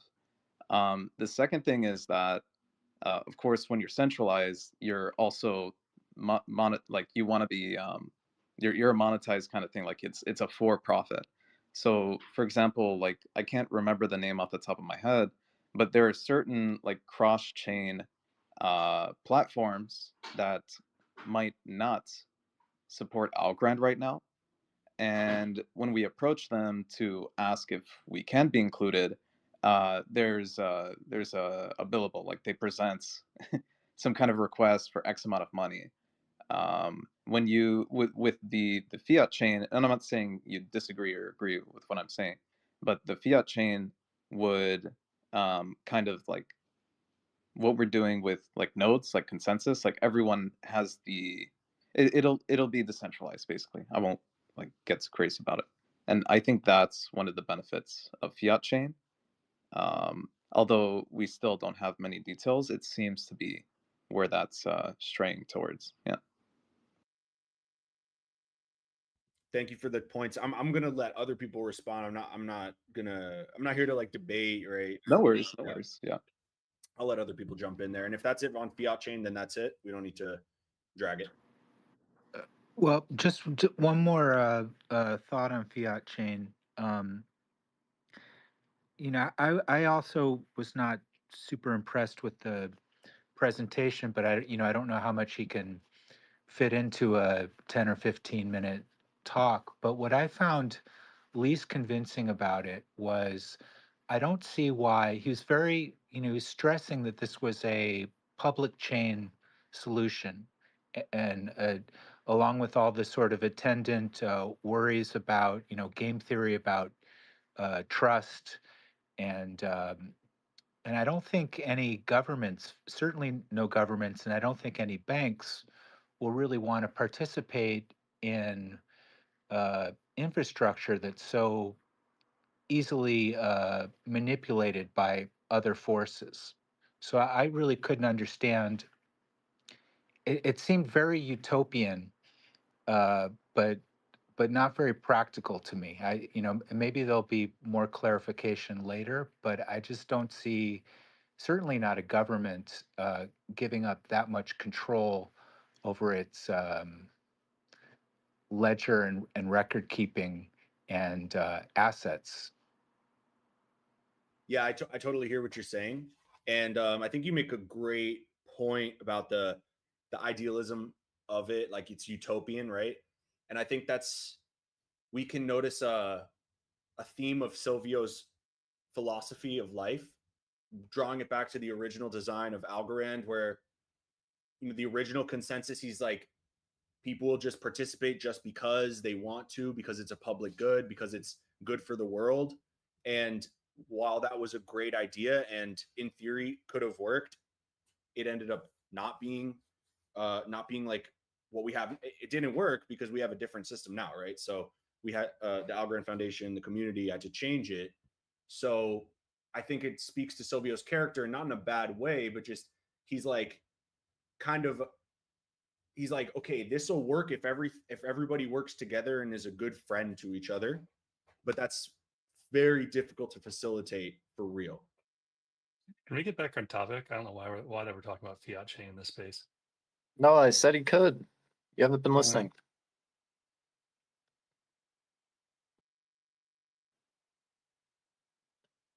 Yeah, I personally think fiat chain is not very inspiring. Like crypto without the crypto is not too interesting to me. It's like I don't know. There's something about having the upside tied to like the success of the network that I really like. And so I don't know. Like if I wanted to earn passive income in USD, I would probably be in a different business or line of work. But like I want to earn crypto, you know? I want to earn like hard assets. So I think fiat chain, like I wrote, I think it's kind of bowing to like the fiat, right? Like you're accepting that like crypto, like literally in his presentation, it says like people don't want crypto because it goes up and down. And it's like, bro, like, okay, like I mean some do, right? Like some go down, but some also go up, and that's a good thing. Like, I don't know. It's a confusing pitch to me coming from a crypto founder. It's like yeah. abandon crypto. Yeah, I would go as I would double down on that. I totally agree, and I'm gonna piggyback on that and say I'm gonna not assume, but I'm gonna guess that most people got into crypto for the ability to make money on some level. Not everybody, but many people, and obviously blockchain has way more uses than just making money through volatility of the price of assets. But being disconnected with that does seem a bit aloof. I'll say aloof. Yeah, I mean, I just think like the how you can like decentralize a network and then you own that network with your tokens, like your tokens are your share, and then if you stake it, you earn the revenue from, the transaction fees of the network. Like it just seems like a very pure way to set up like an entity, right? Or a protocol. And yeah, I don't know why you would want to disrupt that just to make it better for banks' compliance department. It's like I don't give a fuck about their compliance. the department. You know what I mean? Like that's a terrible reason So to, it's like, oh, the laws are set up this way, so that's why it's a good reason. It's like that's not a logic-based reason to do something. it's because the purity that you just described there, Fisherman, is mainly achieved across today's blockchains, only in blockchains like Bitcoin, where you've mined to have that ownership initially or have that say initially. The other blockchains that exist today, there's the majority of them aren't pure, or I would not describe as pure. Whether they become pure over time as the initial creators are diluted or exit is another thing. But today I would say that they are not, there isn't purity in the way that those networks behave. And that is what I believe Silvio was identifying as a blocker for some companies and countries from adopting. Yeah, sure. If you build your fucking product on like Hex chain, like Pulse chain, like just absolute garbage. But like, I mean, if there's like a fundamental chain beneath it with economics and like the whole nine, like I argue that's such a better, like, you have controlled inflation, like you can have programmatic controlled inflation. You can know the exact inflation rate. You can see everybody's balances. You can see vesting, all this stuff, right? Like that is far better than a central bank that literally can just print at will. But I mean, there is like, just fundamentally, if you're speaking big macro picture, it's like that is why crypto is so interesting to me because I think it's better than fiat, right? a central bank has built their position of power over a period of like hundreds of years, right? Maybe not hundreds, but whereas if you look at Ethereum, you've got maybe 5 key validators that have built a position of power over 10 years that it's difficult to crack into within the existing structure. And for entities, for companies to not be taken advantage of, there is an ask on those companies to pay a rate commission fee to those validators to not be taken advantage of. And that's where I think the purity doesn't exist. And like Ethereum may show updates over time that basically allows more validators to enter and therefore it becomes more pure. But from today's world, I don't believe it is pure. And we can go through a number of different blockchains, including Algorand itself, which doesn't have the purity level that I think you were describing in the visionary world, which we could get to. Yeah, no, I hear you. I hear you. I don't want to just keep arguing with you though. I want to let some other people chime in. Kappa, you can go first. I think you were first. Oh, okay. Thank you. Can you hear me first of all? Yep. Okay. So just to chime in on the fiat chain discourse. One thing that I would say in favor of the argument of fiat chain is that it's actually a novel idea of going against the proof of stake monopoly of like basically every blockchain saying, okay, we're doing consensus, we're just gonna base on stake, and that's the standard. And we were talking about this on Discord, I think, yesterday, about the difference between proof of stake and proof of work, and the attempt of Silvio saying like there's a different mechanism we can do that is not either proof of stake or proof of work is got me interested.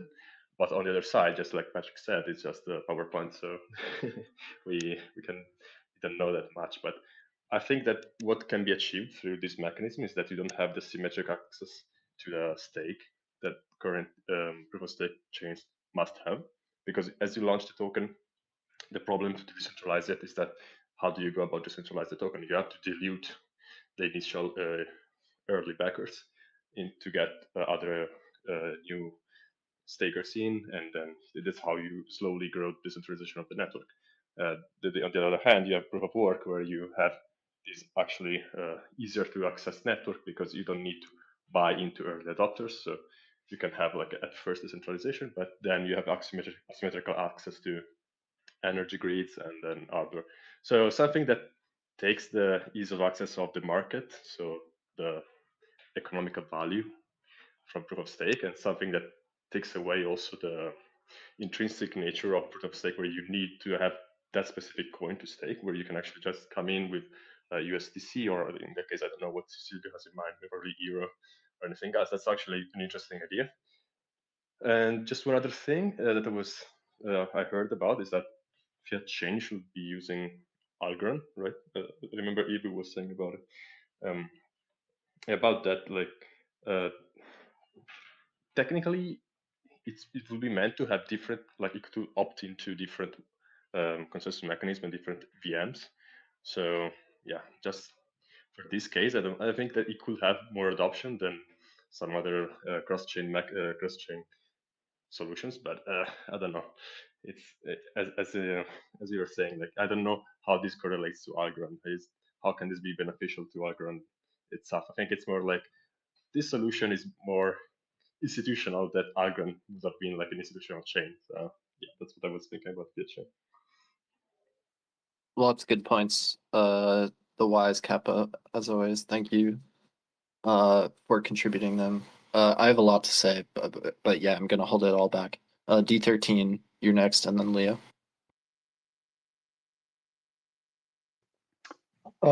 Like Patrick basically summarized it. It's just a presentation for now. We don't really have enough details to really discuss this. What I took from the presentation is that Fiat Chain is going to be a layer 0 with Algorand consensus mechanism, AVM and EVM compatibility, but without cryptocurrency. So off the bat, we can see that Algorand could get some technical developments for free, like EVM compatibility, which would probably be a big deal. But it's really all huge question marks for me. Like my understanding was that like the stake that's going to be used to secure the network is going to be stable coins, right?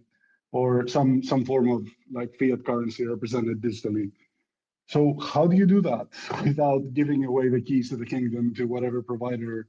Like if you do this with USDC, then Circle can mint 1 trillion USDC, take it on chain, and then take over the consensus, right? Like, we probably need more details to see what's going to be. Yeah, Leo, feel free. Yeah, I think that Fiat Chain was always inevitable. I think that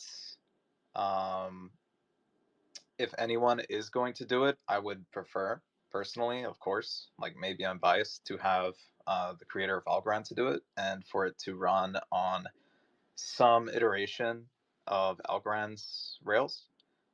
It's like you could, like, maybe someone will think this is an extreme analogy, but you could compare it to like carrier pigeons versus the U.S. postal system. Like hey, I don't want to use your system. Like, we have these carrier pigeons. We worked really hard to train them. They cost money, and I enjoy using them. Like, it's a hobby, whatever. But there are people who are not really interested in like investing, training, or even using a carrier pigeon. Like, if there's a more efficient system that's like easier for them particularly, and they don't want to get involved, like I would fully encourage that. Like, I don't expect Chase to like download Para, you know, um, to like work with us in any way, and maybe that's like a poor example. Oh my But goodness. Your analogy is so bad that it confused the absolute shit out of me. And then when I understood the point you were trying to make, is like the worst analogy I think you could probably come up with. well, well, yeah, the carrier pigeons in the U.S. postal system is a few years apart, just a couple, right? So, what do you propose as if you would, a different analogy for what I'm trying to communicate?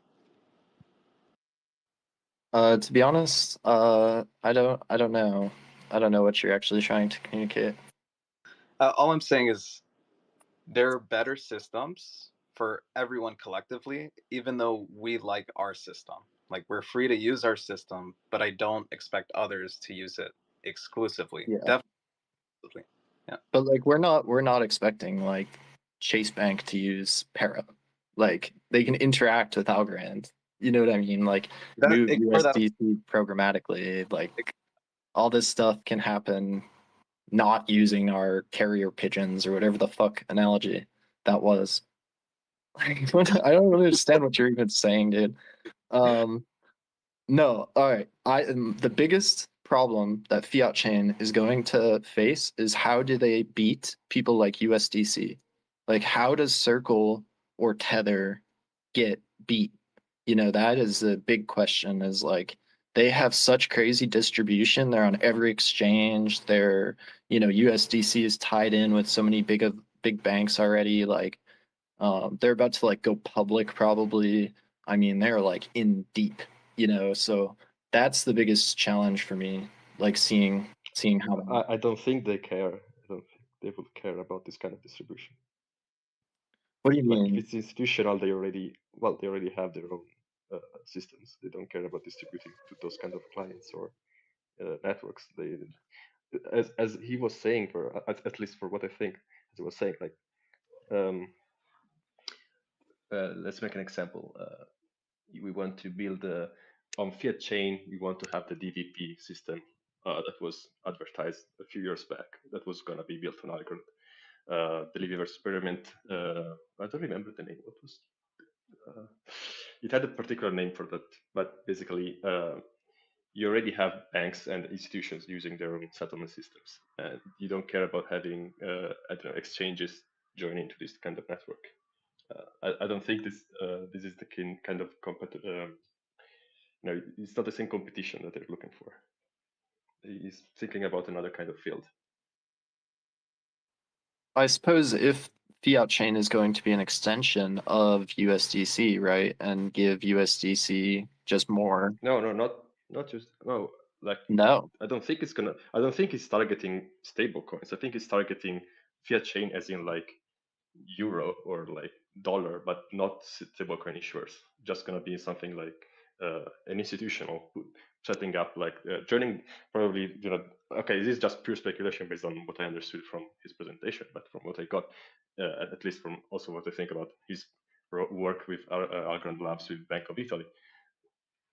I think it's gonna be more of like a network of institutions joining in without needing a public blockchain, but also be able to use so consensus mechanism from current blockchain to be able to be interoperable with them. Because if you look at the ECB work that was being not advertised, talked about last year, they were trying out Algorand, not Ethereum, but like a private version of an Ethereum, and then another private DLT, and they were trying to get these networks work in an interoperable manner. So basically, he's approaching this solution, like this problem. He's approaching this problem with a solution that is like, okay, use whatever you want to use as a stablecoin, which is not like a stablecoin, more like the digital euro version, the digital money. That's not a cryptocurrency. But then you can also have on top of that consensus mechanism that can let you interoperably work with other blockchains that are currently existing. So if you want to offer your clients, for example, to tap into Aave or some other DeFi protocol, you can do it through their basically a system that can both serve institutions but allow for interoperability with current virtual machines. At least that's what I think the objective is. I don't think it's like allowing Circle or USDC to have their own layer 0. Yeah, I mean, I think it's confusing, I suppose, you know, and like other people mentioned, it's not clear. Like the little slideshow is not much. But definitely my impression of it was like crypto without crypto equals a stable coin or stable coins of some sort. Like even what you're describing is like an internal system for banks to handle like their deposits of, you know, cash. Yeah, It's like yeah. that is a stable coin. If if a Yeah, it's euro like a is on stablecoin, but chain, you're putting it's it a in stable the hand. coin. Yeah, but you're kind of decentralizing the stablecoin thing. Like you don't have the issuer, you have a network, you don't have a proof of stake mechanism. You have like a proof of some kind of participation that he's going to explain, because currently he just said, I remember that slide. It was like he was saying And there's this mechanism, but we're not going to talk about it today. Like, okay, that's the whole point, the dual mechanism thing, where you're both staking, but then also being like a long-term participants. And he talked about it, but then just teased us with, no, but I'm not going to talk about it today. So without that key talk, like key point, you cannot understand the exact, even the goal that he's trying to look for. But yeah, Hmm. like this is pure speculation. At least this is my understanding of it. But especially just taking, like, you have to take into, at least what I think, you have to take into consideration also his work with institution that has been done in the past years. So if you look at that, I think what he wants to target is delivery versus payment networks and interoperability with whatever kind of network has to join this kind of system while maintaining decentralization. Yeah, I guess we'll have to wait and see for fiat chain and just speculate for now. Okay. Does anybody want to still talk about fees? I think we should probably set up a separate space just for fees and try and get a bunch of people all together to discuss it. May I make a request? Sure. Could you? So I'm in class at this time. I luckily like had a break 45 minutes into the space. Could you record these in the future? Like set recording to yes, like toggle recording for the space. I'll see how I feel when I set up the space. It's I know this one probably should like this one probably should have been recorded because I would actually like to go back and listen to some of the things Staci said. But I didn't actually know Staci was going to join it. So it's kind of, yeah. I don't like to record them. Just feels like, if you're not here, you miss it. But yeah, so maybe I'll say maybe, but probably not. Actually, like mostly, yeah, like 99%. I'm not gonna. But thank you. Yeah. Also keep in mind it's a lot of people work 9 to 5s. Yeah. But thank you for Yeah, considering it. I get that too. It's tough, man. Crypto don't sleep. If only the whole world lived in New York, Leo. Oh yeah, your time zone's way different, right? Yeah. That's another thing, right? Like varying time zones, but it's fine. We discussed it. Thanks for hosting, man. No problem. It's contentious at the beginning there. I was a little nervous, but I'm glad it went well, and I think Staci handled it well. Like even asking her direct hard questions. I think it's good though, like to do more, get the Algo Foundation on more spaces is probably a great thing. And like the leadership, because like people like D13 and Kirby and like the engineers are always on spaces, but yeah. Anyways, I do want to wrap this up. So does anybody have any last words? I want to see accountability on the biz side of foundation. That's me. Yeah. What is do you care to like Not elaborate. yeah, put like context behind it or like any other I mean, yeah. it just feels like, it just feels like the foundation is run like, because it's like on the dev side, I would say by and large it's really good.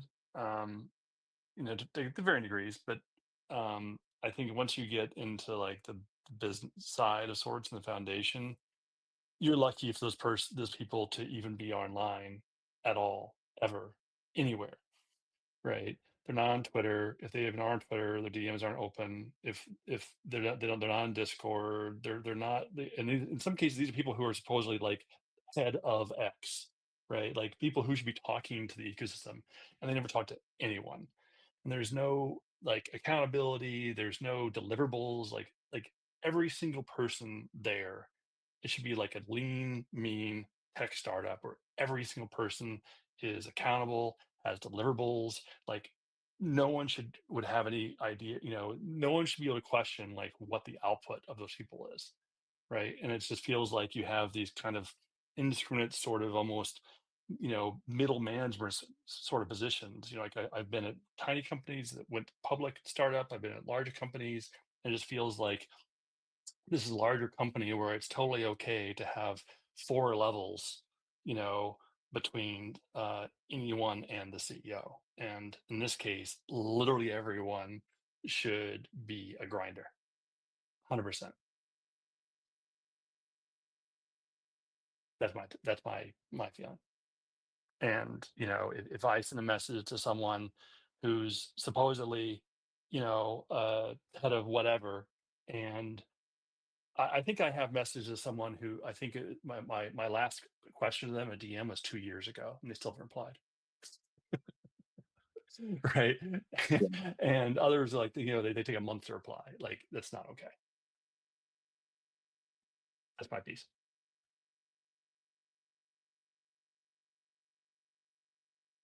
Sorry, my Twitter's fucked. I heard you.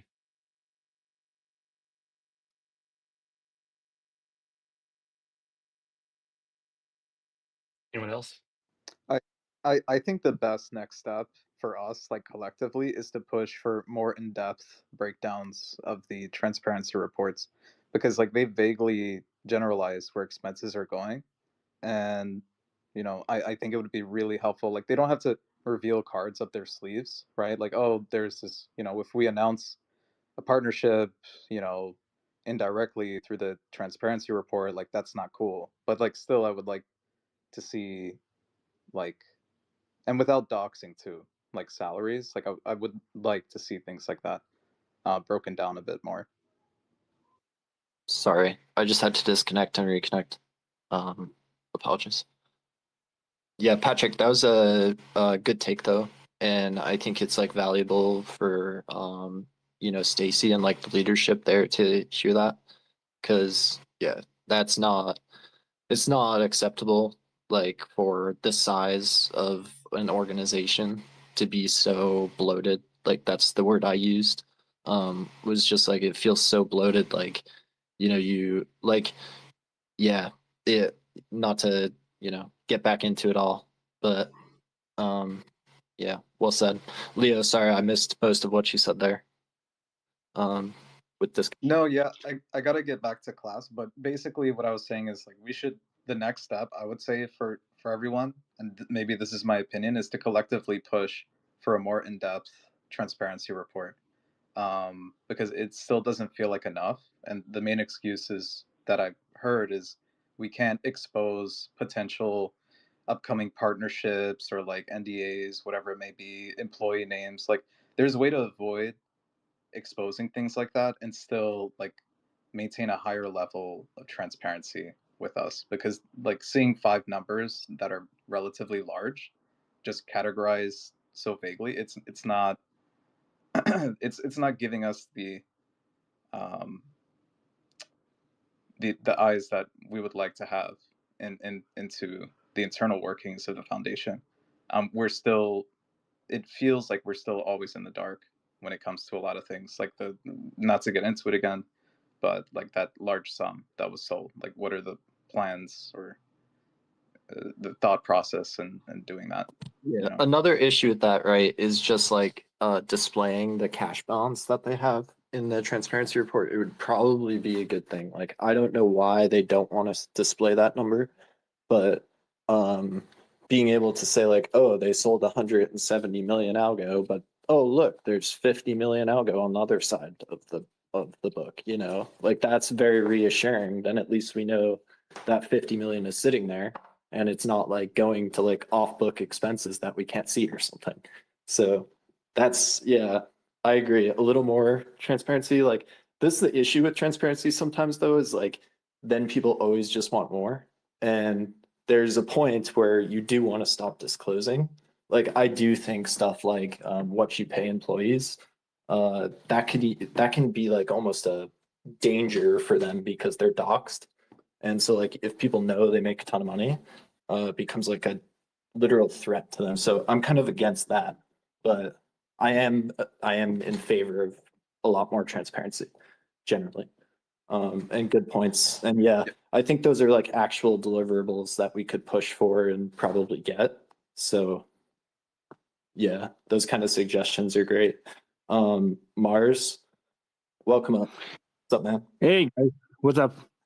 I know you probably read the report thoroughly, so I just have a question because I still haven't got time to read it fully.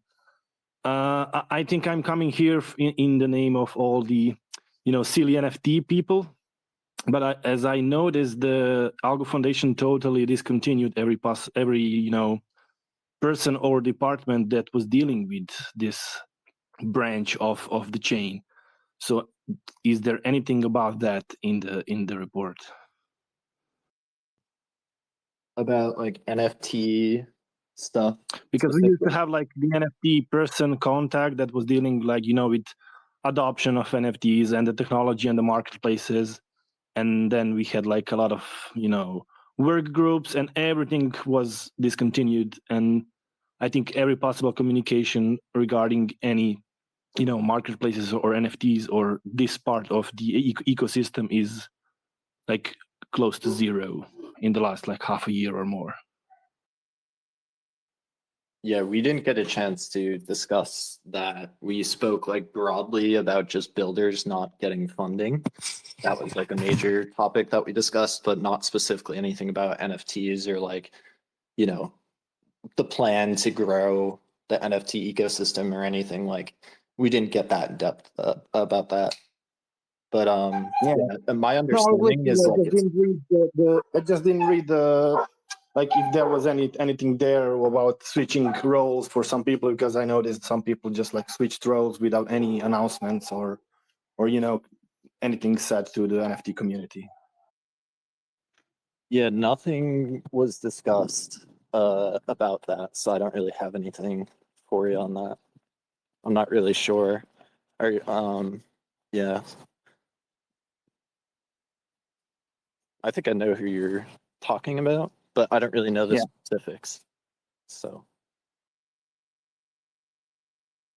anyway, it's amazing space. Thank you. I will say I have a lot of people in my channel. Like, give us the sum up. Like, okay, great space. Thank you for hosting. yeah, no problem. Thank you. Thanks for coming up and sharing. And you did a good job. You did a good job. I will not make a comic out of you, so you're okay. You can feel free to make comics of me. That would bring me joy, actually. So you have my permission. One of the best places I've been to recently. Well done. See ya. Being made fun of is a sign of love, actually.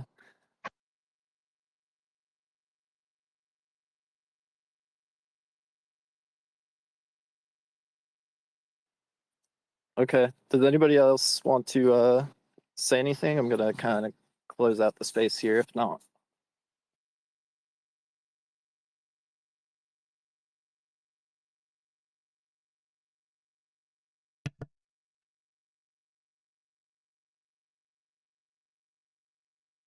Cool. Well, thank you all for joining. I think it was a good discussion. And yeah, we'll have another one hopefully soon, maybe about fees. So please do join. And yeah, thank you all. Bye. Okay. Yeah, I guess they I actually put my hand up toward the end, but that's okay. Yeah, interesting space. We got to hear from Staci Warden, which as she says, hasn't happened very often. She hasn't really been on these spaces, and she kind of acknowledged that, maybe she should have. I'm gonna recenter this a little bit. Yeah, I thought that was pretty interesting. It was nice that we heard from Staci. A lot of tough questions. I think John did a really good job asking those questions, and yeah, I thought it was pretty interesting. But I also understand there's definitely some things that they're just not going to be able to put in this transparency report. And like I said, there's always the thing you always have to ask yourself when you're saying something like this is like compared to what. So like I said, I have yet to come across a transparency report similar to Algorand's of any kind of depth. I mean, it's entirely possible that there is one out there and I'm just not aware of it, but I haven't really come across it yet. So, and I'd love anybody, you know, if you're watching on replay, I mean, I don't know how many people are going to get this far on replay, but you definitely still have some people in the chat. By the way, if you like this video, because man, we got to get some likes in it. I don't know what we got for likes. Oh, I was working on a, I was actually going to change the thumbnail, but maybe I'll just leave it. Yeah, let's just see what we got here, because we're still chatting a little bit. Turn the volume off as soon as it pops up. Oh, I was working on a, there we go. 24 likes, that's pretty good. A few more people want to hit the like button, and if you're not subscribed already, you know, I definitely would very much appreciate you guys subscribing. Had a nice lively chat going on, a lot of people talking about that. And you know, some people brought up something about the ICO. Yeah, it was a botched launch, but I don't know how much that impacts things now, other than there's probably some VCs who you know, but they probably wouldn't have bought at those high prices. So I don't know who was buying at those high prices. But one thing I'll say for sure is that we have never gotten to the ICO price. Gigaloader in the chat said something like 2 something. It was actually like 333 that it launched at. It's never been close to that high again. Even in the last bull run, we got up to,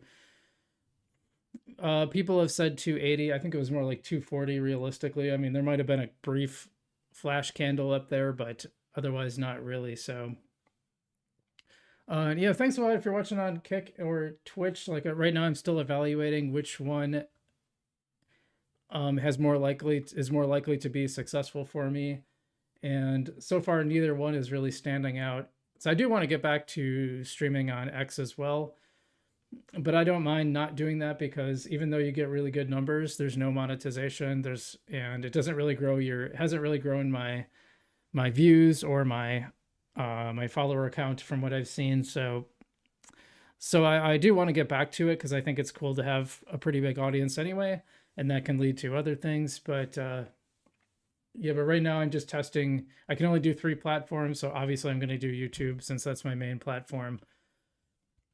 But I'm also testing out Twitch and Kick. So if you guys want to check that out, you know, we'd love to have some more followers over there.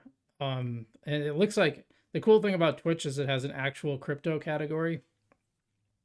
The nice thing about Kick is, like, once you do get monetized, its monetization scheme is better. So and thanks for tuning in while I stepped out a little bit. I didn't catch a lot of I probably stayed, well, I will say I missed a lot of the space, because I had to get eating some lunch and getting work on my other business.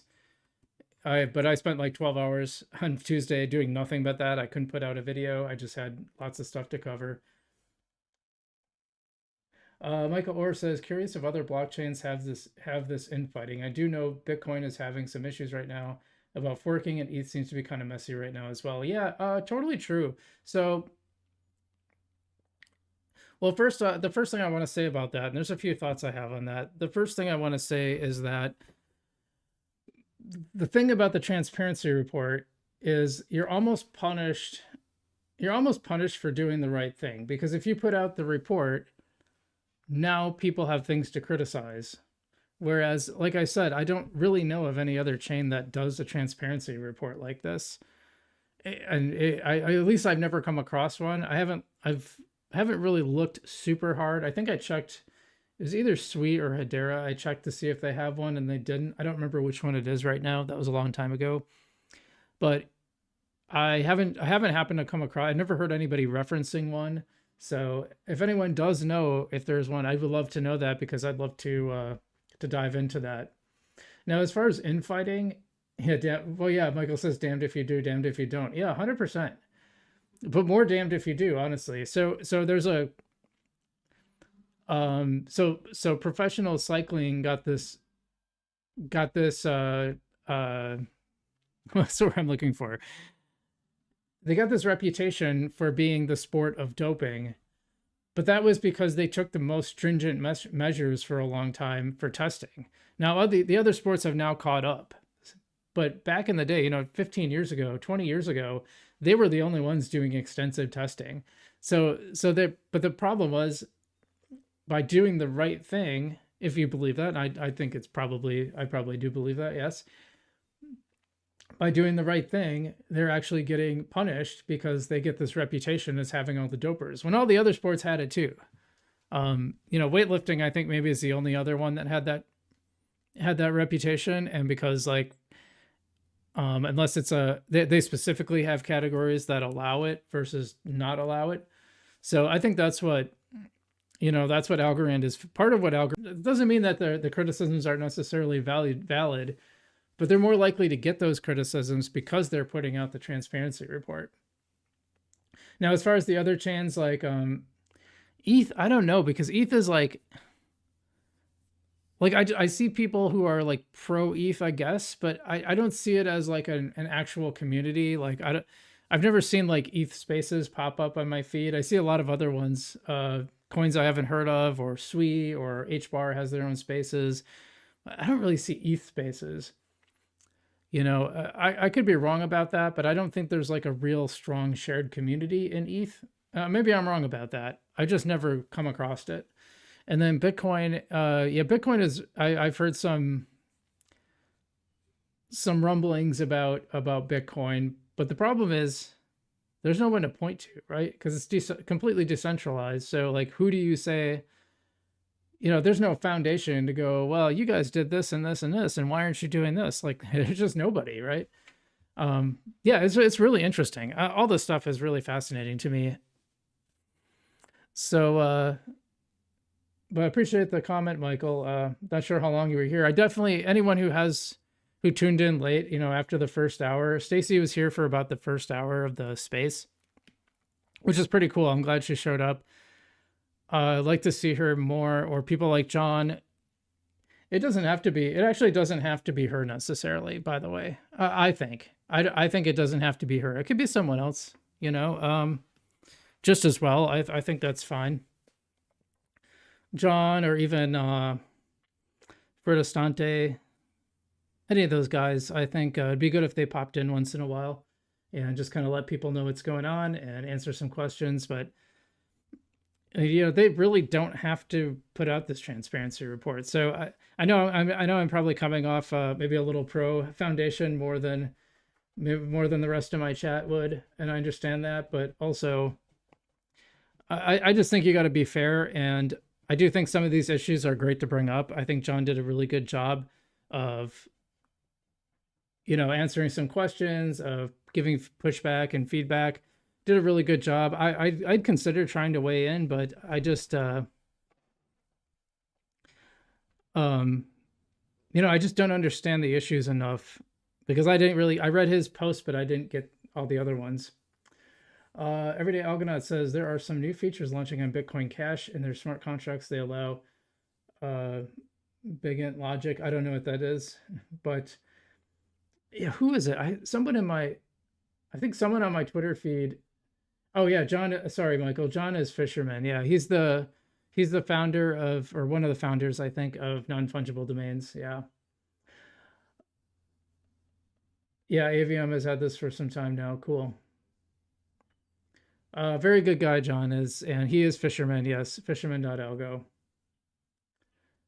No, John is the founder of non-fungible domains.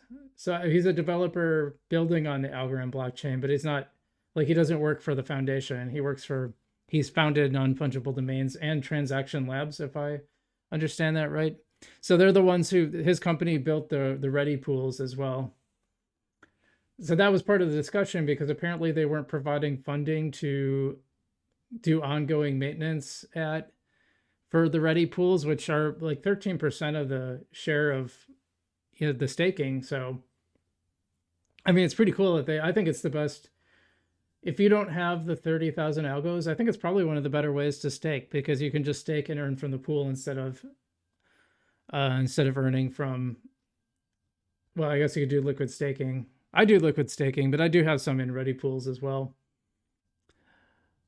Yeah, very, very interesting discussion today. I was just trying to think if there's anything else to talk about. But yeah, one of my Twitter friends, followers, is a really big Bitcoin Cash person too.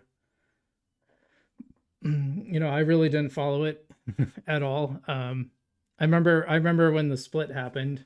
That's how long back I go. But I was not, you know, 2021 is when I really started paying attention to the technical side and getting more involved versus just like buying and holding. Because I bought my first Bitcoin and Litecoin and Ethereum back in 2017. And I didn't know anything about it. Like if I went back now, I'd just be like, just buy a bunch and wait like until about now.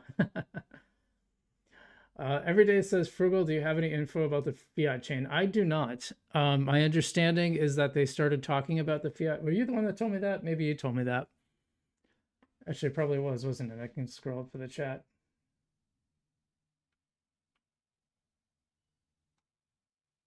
Oh, it was you. Yeah. Okay. Yeah, I missed the whole discussion on the fiat chain, but very, very I'm very interested in it. I have not heard a single thing. There hasn't even really been much chatter on the fiat chain since Silvio made his announcement. I'm very interested in what that is. I want to know more. It sounded interesting, but I felt like, I mean, he had to dumb it down so someone like me can understand it. And so I feel like there's a lot I was missing there. Like there's a lot that probably is, but I got the basic concept. It was like an abstraction layer so people can kind of do crypto without doing crypto, is my understanding. Cryptophiliac says the awkward silence of Staci speaks volumes. There's got to be some super sketchy stuff going on. I possibly, possibly. My sense, I usually go to, what do they call it? Not Occam's razor. What's the other? Hanlon's razor, where never attribute to malice what you can attribute to incompetence, or in this case, I think there's probably a degree of administrative bloat. I think with an organization that size, I think that's probably pretty likely. So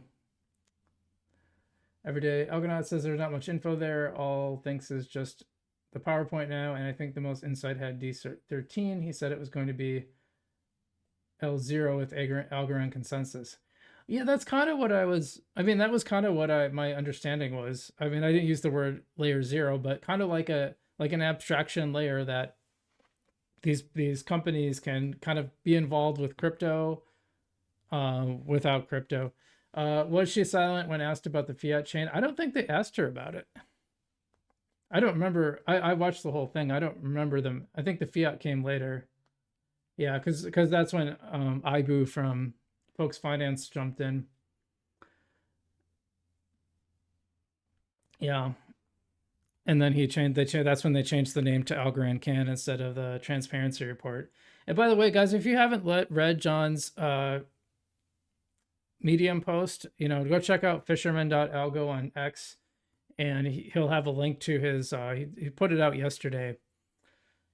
He really lays it out pretty interesting, and he's got some interesting ideas. He always does. And I thought it was cool that she said to Fisherman and to the other fellow that was up there, said, yeah, let's, take the conversation offline, we have these meetings, you can join in, and we can talk about how to implement maybe some of these ideas. Okay. Well, I was going to sign off very quickly, but I didn't. But I do want to thank everybody for watching today. I thought it was very interesting. Oh, someone put something together. Okay, I have to look at that.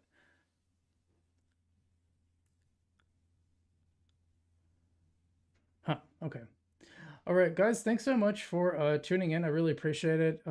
Like I said, I think it was a very interesting space. And if you didn't see the whole thing, I highly recommend either backing up and watching this video. Actually, you have to watch this video because they didn't record the space. So So we got a little record here. So thanks so much, guys. Thanks for tuning in. Thank you, Michael. Thank you, Everyday. Thank you, Cryptophiliac. Everyone else who's watching, maybe hasn't been in the chat in a while. Really appreciate it. You guys have a good day, and I will see you